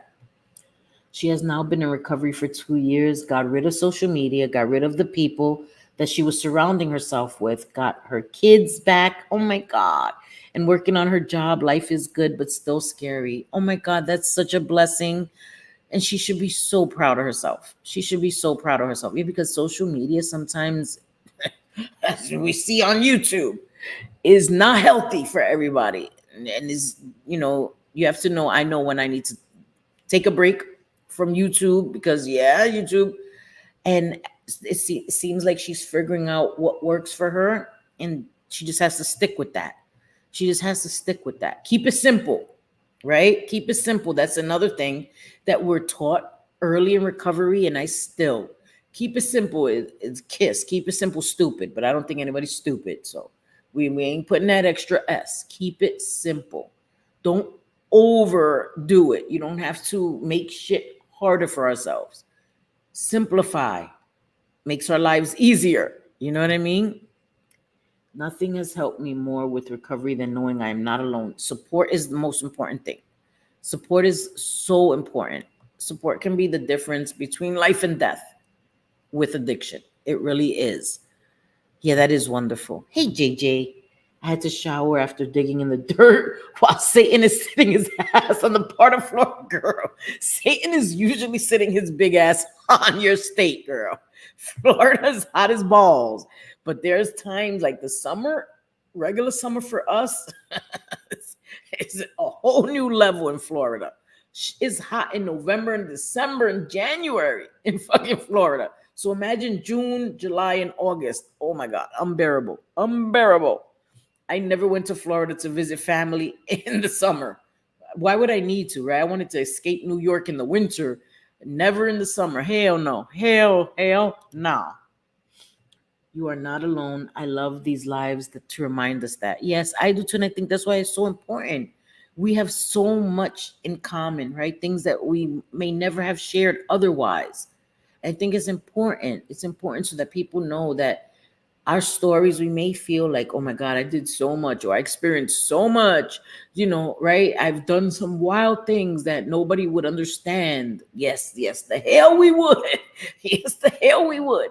And it helps us to remind us that we're not alone and that we're not abnormal. We weren't bad people for the choices and the mistakes we made.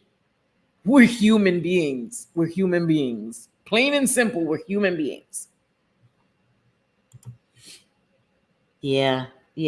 I'm praying for her too. And I'm so happy that she's in recovery and that she has her kids and a job and all these things to remind us of how good life is. Our family, our children, our loved ones are kind of a reward to remind us that as long as we stay in recovery, we can look forward to waking up with our loved ones every day. As long as we're alive, God bless us, and that helps me too. I don't want to wake up and not have my children in my life because I went back to drugs, because that was a lonely existence for me. It was. I'm so sorry, Barbie. That's how I lost my best friend. They left her in an abandoned house in downtown Baltimore, never called. She was found 3 days later. Yeah, and I'm so sorry for that, Bliss. I'm genuinely so sorry for that. I've shared a story of a friend, Stuart. He passed away. Um, may he rest in peace. He passed away a few years ago. When he was using, but he passed away in recovery and doing well. Um, but when he was using, he OD'd, and he was in an apartment building that you would call a shooting gallery. Back in the days, we used to call them shooting galleries, just places where everybody was in there using. They usually had somebody dealing in there, and then you could use there. You would buy there, and you could sit there and use there. And he was in one of those places using with a bunch of people, and he OD'd, and they thought he had passed, and they threw him out the window of a third floor. But of course, it was in New York, and there was garbage stacked high in the back, and he landed on the garbage. Thankfully, he didn't hit the ground, right? Because, he was alive, and he was there for a few days. I don't know. And when he woke up, all of the tips of his fingers were gone. Trigger warning, because the rats. And I'm glad that the rats didn't, focus on his eyes or his mouth. They focused on his fingers. And he woke up with all of the tips of his fingers gone and was in the hospital for a while. But that scared him, and he started his journey in recovery. Hi, Shanna. How are you, beautiful girl? So good to see you. Yeah. Hey, Drazo. How are you, sweetie? Good afternoon. It's crazy, the things that we've gone through, or friends and family and loved ones have gone through. And that's why when I say that, addiction is life and death, it truly is. There are people that didn't have the opportunity to recover, sadly, and it's important to be able to do things like that so that their stories live on and can be inspiration or a teaching moment for somebody else. I almost didn't make it to be here to tell my story, and there's so many people that deserve to be here and aren't here, because addiction and drugs don't discriminate. They don't care how old you are. They don't care that it was the first time you ever used, right? They don't care about any of that. They don't care that you have so many people that love you and will miss you. Drugs don't care. And everybody deserves to be here, And I think that that's why it's so important. It's so important, man. Recovery is a beautiful thing. It gives you a chance to wake up to another day. None of us are promised tomorrow, right? I don't know how it ends for me. I'm not a psychic, but I know that every day in recovery, I have another chance. I have another chance. And everybody that is afforded that should be given that. So I will always come here and share about recovery, because I think that it changes your life for the better. It does. You may still have money issues. You may still be worried about where you're going to live or what you're going to eat, but you don't have that extra worry. And there's always the potential for things to get better. There's always the potential for things to get better. When you're in addiction, you don't worry about where you're going to sleep. You don't worry about your bills. So things are going to get worse. They're going to get worse. And then you have this Russian roulette that you're playing every single time you use. So, sorry, I've been so busy earlier. I was hands and knees deep in my garden with my hubby. I'm going to call you to catch up, though. I promise. Love you. Just stopping. You're in the yard doing work. So many people, it's Saturday. It's a beautiful day. If I had a yard, I would be out there doing work too. I couldn't do it without my husband. He really is my best friend and biggest cheerleader, and probably really patient.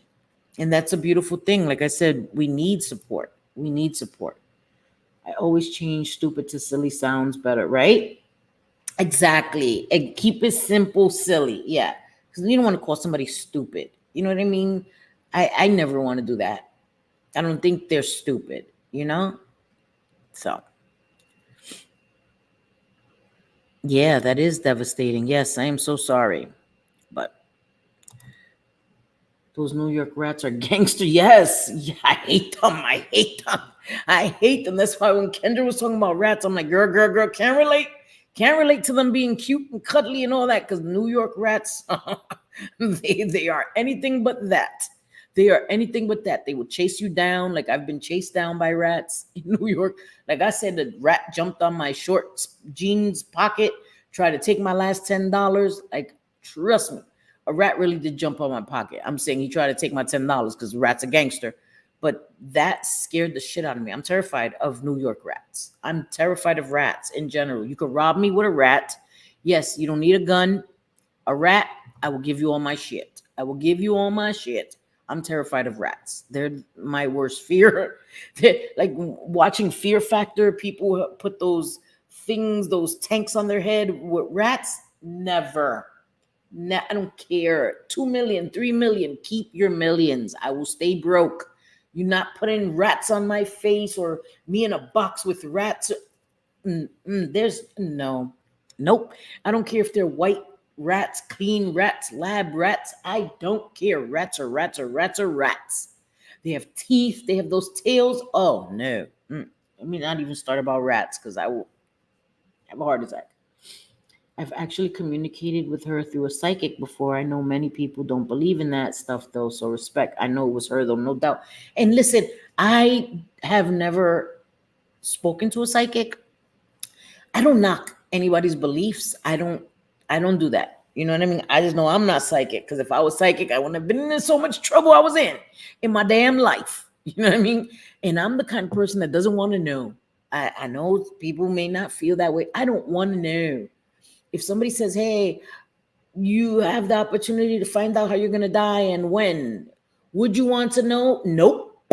Nope. Because I'm the kind of asshole who will probably cause it because I would try to avoid it. Like, no. So I know the kind of person I am. I don't want to know. I don't want to know. You know what I mean? It's when it's my time, it's my time. That's just how I am. I don't want to know. I've seen Final Destination and people try to avoid and run from death and they ended up causing it. And then there's this movie called Countdown where there was an app because everything's, right on your phone. There was an app that could tell you when you're going to pass, what exactly down to the second when you're going to pass away. And people try to avoid it. Like let's say it says, God forbid, God bless me, next Saturday at 6 p.m. is my time. It doesn't tell you how. It just tells you the date and the time, right? And I'm like, oh, next Saturday, damn, I'm supposed to drive to Connecticut. And I cancel my trip to Connecticut. As soon as I do that, the app tells me you just breached the contract. And now death is coming for you. And you're still going to die at that time. But now we're going to haunt you and torture you until that time because you can't avoid it. You know what I mean? So that kind of like just that movie reminded me when it's your time, it's your time. Sometimes we do things to cause that before our time. You know what I mean? Like with drugs or driving drunk or things like that. Right? So I don't want to know. Ignorance is bliss with me in that aspect. Driving my job, I stood on top of a trap that had rats under it. Oh hell. Oh no, they look like house pets. Nah, no, see, no, nope, no, nobody. Can't be me. Cannot be me. Cannot be me. That's what I'm saying. Here where I live in Jersey, I haven't seen a rat at all. In New York, it was an everyday occurrence. You see rats. I haven't seen a rat yet since I moved to Jersey. Not once. And I know there's rats here in Jersey somewhere, but they're not like in New York. New York, it's the rats run New York, right? Look at Splinter, Ninja Turtles. Like that is a thing. But I haven't seen a rat in Jersey since I moved here 2 years ago. New York, you can see the videos of the damn rat dragging a pigeon into the bush to eat the pigeon. You see the rat dragging a giant slice of pizza, because the pizza was a giant slice, up the subway stairs to eat that slice. Like them rats got muscles. They're no. Nope, my friend's son was doing so good and raising his baby alone and all, and he relapsed and used once and passed away. Now she's raising his baby. You see, that's what I'm saying, Dina, and I'm so sorry. I am so sorry. You know, I am so sorry. Mm-mm. Oh, thank you, JJ. I love you. Thank you. I'm glad to, because like I said, I probably wouldn't be here. The doctor told me, girl, you're gonna die. You're gonna die. You know, he wasn't saying you may. You're gonna die. You're going to die. This is going to kill you. You're gonna stop breathing again, and we may not be able to resuscitate you again. So come here. No, no, thank you. Come help you with the rats. Listen, Linda. I'm running. I'm running in the other direction from rats. No, thank you. Towards the end, I sucked down a fentanyl patch and fell asleep, visited all my kids in their homes, saw them sleeping. I don't think it was a dream. I think so. That was like a near death experience. Oh, see? That's terrifying. And you're here for a reason, Valerie. And you've dropped so much knowledge. You've dropped so much knowledge, like seriously. And I'm so grateful and thankful that you have. It's amazing. And I think, seriously, you're here for a reason, And God bless you. I don't know what you believe, but God bless you, girl. God bless you. I was chased by one last month, walking to my car. Listen, hell no, to the no, no, no. See, no. Yes, Celia, I'm telling you, that's just scary. Did anyone ever see the Amy special on New York Rats? Oh, girl, yeah, trust me, girl. There was one. I don't know if you guys have ever seen. There was a Kentucky Fried Chicken that was on the news.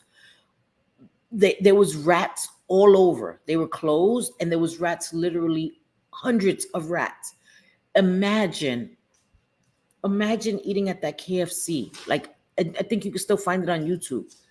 Look up rat infested KFC in New York. The rats, and they didn't care. The cameras had lights and everything. Them rats were not running or anything. Them rats were like, this is my joint. I run this here. So imagine you're working there and there's rat. No, there's no way. There's literally no way. No. Nope. Nope. That is not a thing. I love rats, but you already know them. Girl, I know. Listen, Linda. I know, but I can't. The experience I've had with the New York rats, nope. No, thank you. I'm terrified of them. I'm terrified. And then especially what happened to my friend, like the rats attack you. The rats attack you. They will attack you. They will attack you. My sons were walking and rats went to attack him and he jumped. And listen, no. That's not a thing. Yeah, that is. Yeah, I get it. And that gives you peace, right, Bliss? That gives you peace. You know what I mean? That's different. Communicating, you want to know that they're okay, that they're in a better place. That's very different than you finding out your own fate. If I was able to speak to a loved one, I would be open to that.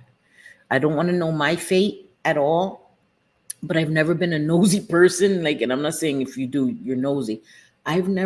There's certain things that I just don't need to know, So I don't know, but I've had too many experiences in my life with past loved ones. You see, and I think I have too.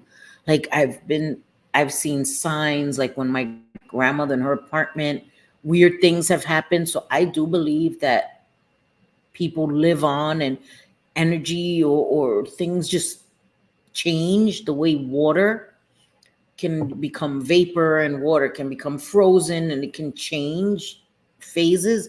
I believe that happens with people. We just change. You know what I mean? If that makes sense. And in my mind, I picture it like water. Water can become vapor and a gas, and a solid can come from a liquid to a solid to a gas. And I think that may happen with us because we have souls and auras and all of that. And that gives me comfort. I I won't ever let my kids have a hamster, and I had two as a kid. That's how much rats terrify me. Any rodent. Yeah, we had a guinea pig. My brothers had a guinea pig. Not I, said the cat. And it was named Hiccups. When I lived with my dad and my stepmom, my brothers had a guinea pig, and those are big rodents. And I was always, and that one was big enough that we didn't have to worry about it. We never had hamsters because them things, if it gets out the cage and it runs around, it's a rat to me. It's a rat to me. But the guinea pig was rather big, but I still didn't touch that joint. No, thank you. I went through my schedule and planned my next for this week. Did you schedule it already, JJ? Or when you schedule it, I'll share it. JJ, if you guys don't know, has been doing lives on her channel. And she considers herself not really a YouTuber or creator, a subscriber that just shares her opinions, and her outlook is from the view of a subscriber. So I think that that's a great way. And that's the way she wants to share on her channel, which I think is very smart. So yeah. And I love it. I love it. I love it. You saw one outside your job? See, nah. No, man. No, man. No, man. You remember that, right? That Kentucky Fried Chicken? Nah, no, thank you. I live in the desert up against huge areas of just open land with sagebrush. We get field mice here, right? I hate them. They run everywhere. Yeah, and there's a lot of areas, rural areas, that have those field mice everywhere. I remember I was watching somebody that has a lot of land, and they have like those wooden slates, those things that I don't know what they use them for. And he lifted them with bales of hay, and the mice were like hundreds under there. And when he lifted, they just ran from under there and ran under the bales of hay. And he was like, I can't get rid of them. I've tried everything, and they're everywhere. They're in my barn. They're everywhere. I'm like, oh my God, like that's crazy. I can't. Mice too. I can't do mice either. I can't. Rats though are like, supersized, right? But no. My daughter has a real life Final Destination situation from the end of junior high school. Right. It was so bad that she needed grief therapy. Yes, she lost a lot of her friends. Yes, that's terrifying. And that's like real Final Destination, right, JJ? And that's so hard for her. She had to go through grief counseling and therapy and all of that. She lost 3 of her friends. That's horrifying. To lose friends back to back. That's crazy. And I'm glad that she's dealing with it and, doing well in life, because that's traumatizing to a next level. No, with the yard, I'm trying to recruit people. Oh, shit. I would suck at that. At yard work, I would really suck at that. Listen, I'm no good at that stuff. Yeah, Dina will sign up. Dina's good with stuff like that. JJ's good with stuff like that. I would suck. I'm a New York girl. I don't know how to do any of that. You know what I mean? Like, we raised mice when I was a kid. I had a few for pets and a friendship with a local snake lady. Oh, no. Snakes, mice, rats, no. My brother had a few pythons. No, thank you. No, thank you. I'm good. Yeah, right? No, thank you. I'm good. Yes, right. I can't. No pythons. No. I have a picture I found with one of my sons playing with my brother's python. The snake was bigger than my son. I'm like, where the hell was I when my son was petting? He was like 2 or 3 years old, petting the damn python. I know it was at my parents' house. I'm like, where the hell was I? I would have had a heart attack seeing my little baby next to a python that's big enough to eat my baby. Like, what the hell? My brother was there, but still, no. That's freaked me out. I was like, I showed him the picture the other day. I was like, look at this. He was like, I don't remember. I said, you were like 2 or 3. Of course you don't remember doing that. Who the hell let you do that? My brother's like, yeah, let my nephews just play with giant snakes. What the hell? Back in the day, there was a rumor of a KFC that cooked the rat. Yes, no, there was actually, I don't know if that was a rumor, because there was somebody, I remember, was a picture of them having a chicken sandwich, and it was actually a rodent in the sandwich. Yes, girl. Celia, yes. Oof. Oh my God. There's even stories of chocolate factories that rodents fall in it. And if it's under a certain amount, they're allowed to still continue on with that. Listen, listen, listen, listen. I don't, I don't even want to know. I don't even want to know, man. No, We ate at this place in Honolulu, and New York phone tracked it, and a video came up. Someone had filmed through the window with rats running. Oh, one. Yes, yes, yes, yes, Valerie. Yes. Somebody was filming outside of the place while it was closed, and the rats were running around everywhere. Yes. Yep. And they called the news, and then the news came because it was so outrageous that the news came and was filming, and they were still running around. Yep. Yes. Insane. Insane. When you lived in Florida almost all of your life, you understand how to deal with critters and insects. I rarely kill anything. I know. Hi, my Audi. How are you? Right? Because you have gators and all kinds of shit. That's like people in Australia. Like they're used to all that shit. Poisonous snakes, poisonous. So many things in Australia could kill you. Like what the fuck? They got all kinds of sharks and shit, gators, crocodiles. Like when you go in the ocean, you don't only have to worry about sharks, you have to worry about saltwater crocodiles. Like I would never get in a body of water in Australia ever, ever, anywhere. No creeks, no ponds, no streams, no rivers. No, thank you. Okay. Because even in freaking rivers, they have bull sharks. I can't. I can't. I cannot. No, thank you. No, thank you. Yes, I agree, Valerie. I agree. I agree. And she's giving a voice. And what we have to remember is that YouTubers, because I'm not a content creator, right? This is content to me, right? I'm trying to make content now. I'm trying to have topics. I'm trying to do topic streams, but I'm a streamer. I stream. Very rarely do I upload videos on my channel. Very rarely. I have a few, but it's rare. I am a streamer. But I am also a subscriber to every other channel but mine. So I still see things as a subscriber because I am a subscriber. You understand? And it's important sometimes when you start streaming or you become a YouTuber, you forget that you began as a subscriber and that subscribers make the channel. Subscribers are the most important part of any channel. They are. They are. I'm nothing special. I come up here and I stream and I talk normally. The subscribers make the channels. And I think that YouTubers, content creators, whatever, big or small, the day that you forget that the subscribers are the most important part of your channel, you've lost the plot. And they need to humble themselves because subscribers are the most important part of a channel. You know? Yes. Oh, no. Oh, yeah. No, Celia. No, you 100% right, girl. Yes. Mm-hmm. Yes, Valerie. It was on the news. It was on the news. It was on the news. Trust me, I live in New York. I lived in New York. It was on the news. The local news went and covered it because it was so insane. It was so insane that the rats were not afraid.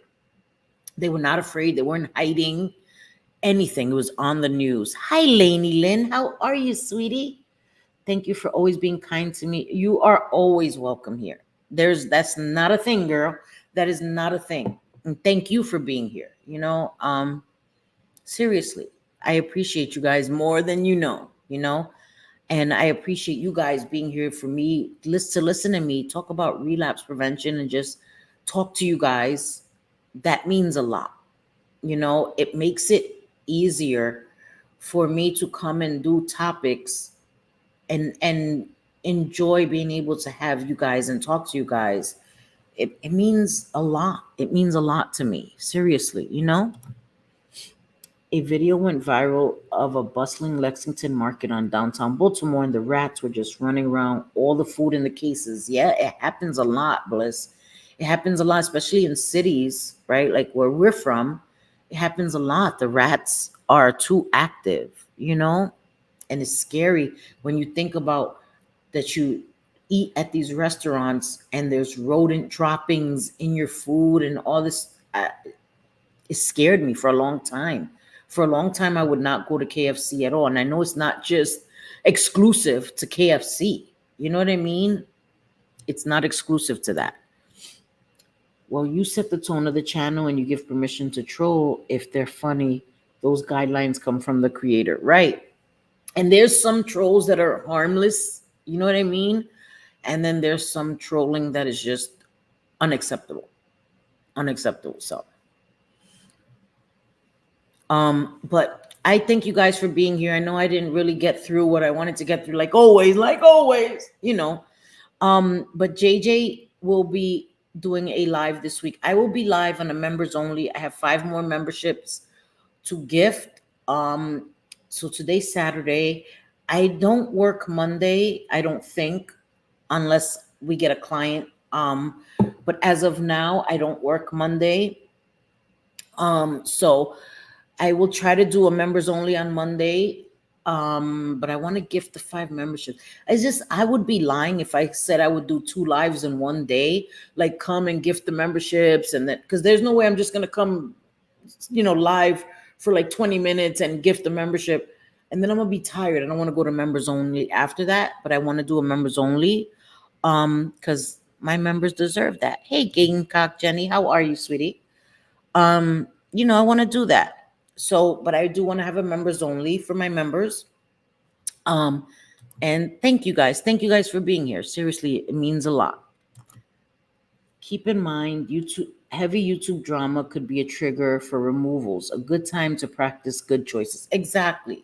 And it becomes overwhelming. It becomes overwhelming to everyone. And it makes it less fun. And I'm personally tired of it. And I've spoken to other people who are personally tired of it too. And we need a balance. And I'm going to keep having topics until I'm able to navigate through YouTube more comfortably. I will keep it only topics until I find a way to do that without coming in my mouth, getting me in trouble. Because I have opinions. I've kept them to myself. And it's hard. Hey, Sophie, my beautiful Sophie. It's hard to keep my opinions to myself because people think I don't have them or I'm afraid. I'm not afraid. It's not productive for me right now to share them. It doesn't mean I don't support my friends because I love my friends. I will always have my friends back, but I am not my friends. And our personalities are different. And I'm not a chameleon. I don't change my personality to fit people, right? I don't go hang around a friend and then become them. I stay who I am. And my friends respect me and love me for who I am as I do them. So people expect you to morph into somebody else. That's not me. That'll never be me. So I just wanted to say that. Thank you. I really enjoyed your input and it's been amazing, Valerie. So thank you for that. Hey, my Teresa, I really appreciate you doing these types of lives. I don't have an addiction to drugs or alcohol, but I have people in my life that are in recovery. It's so good to learn about how to see the signs. Thank you, Teresa. And you guys really make it worthwhile. Love you too, Dina. And how to help if needed. Exactly. Hold your integrity and morals. Don't let anyone feel like you can't express your opinions without backlash. You're entitled to them. Definitely is entitled to her feelings, as everyone is entitled to share what they want and have the right to express themselves. Like, what the fuck? When is that a thing that you can't express yourself? Like, get up out of here. Mm-mm. Thank you, my Steven. Thank you so much. Fresh air, girl, right? Shit, I'm telling you. And thank you guys. Aw, Teresa. But I love you guys and I appreciate you guys and I hope you guys have a great rest of your Saturday. I've been in bushes. I'm watching streams. I'm mainly in bushes. I'm a bush watcher for now. You know what I mean? Because you already know how it is. Yes. our Bliss has been uploading about her thumper and the bunnies and all of that. I'm loving that. I'm loving that. Love to see it. So if you want to subscribe and just see some nature content, love to see that. um I love it. So thank you guys. Yes, thank you. Bye, Drazo. And I hope again, like, you guys have a great Saturday. And como siempre, te quiero mucho, mi amores, you know. And I will see you guys. I posted pics of my flowers. Oh my God, yes, she has some beautiful flowers and all of that good stuff. Just some good, lighthearted, beautiful content, you know? No bullshit. Thank you, Teresa. That is her link. Go give her a sub, and I think you will enjoy. And if she has something to say, she's wanted to go click live a few times. Bliss is a lot like JJ. You'll never have to wonder what she's thinking. You never have to never have to wonder. Oh, Lainey Lynn, thank you. Thank you, sweetie. You're a canceled sweetie pie. Thank you for that, sweetie. I appreciate that. And thank you so much. And also Wedding Cake, who gave me a hearts super chat earlier. I appreciate you. And of course, Lainey Lynn, thank you guys. Thank you so much. You're very kind. All you guys just being here. I appreciate you. Oh, and I know, girl. I know I'm waiting. I'm waiting for that notification. I'm waiting for that notification with bells on, girl. I'm waiting. Thank you guys again, and have a great day. Mwah, mwah. Do my pageant wave. Bye. Bye, guys. Love you all. Have a great day. Bye, guys.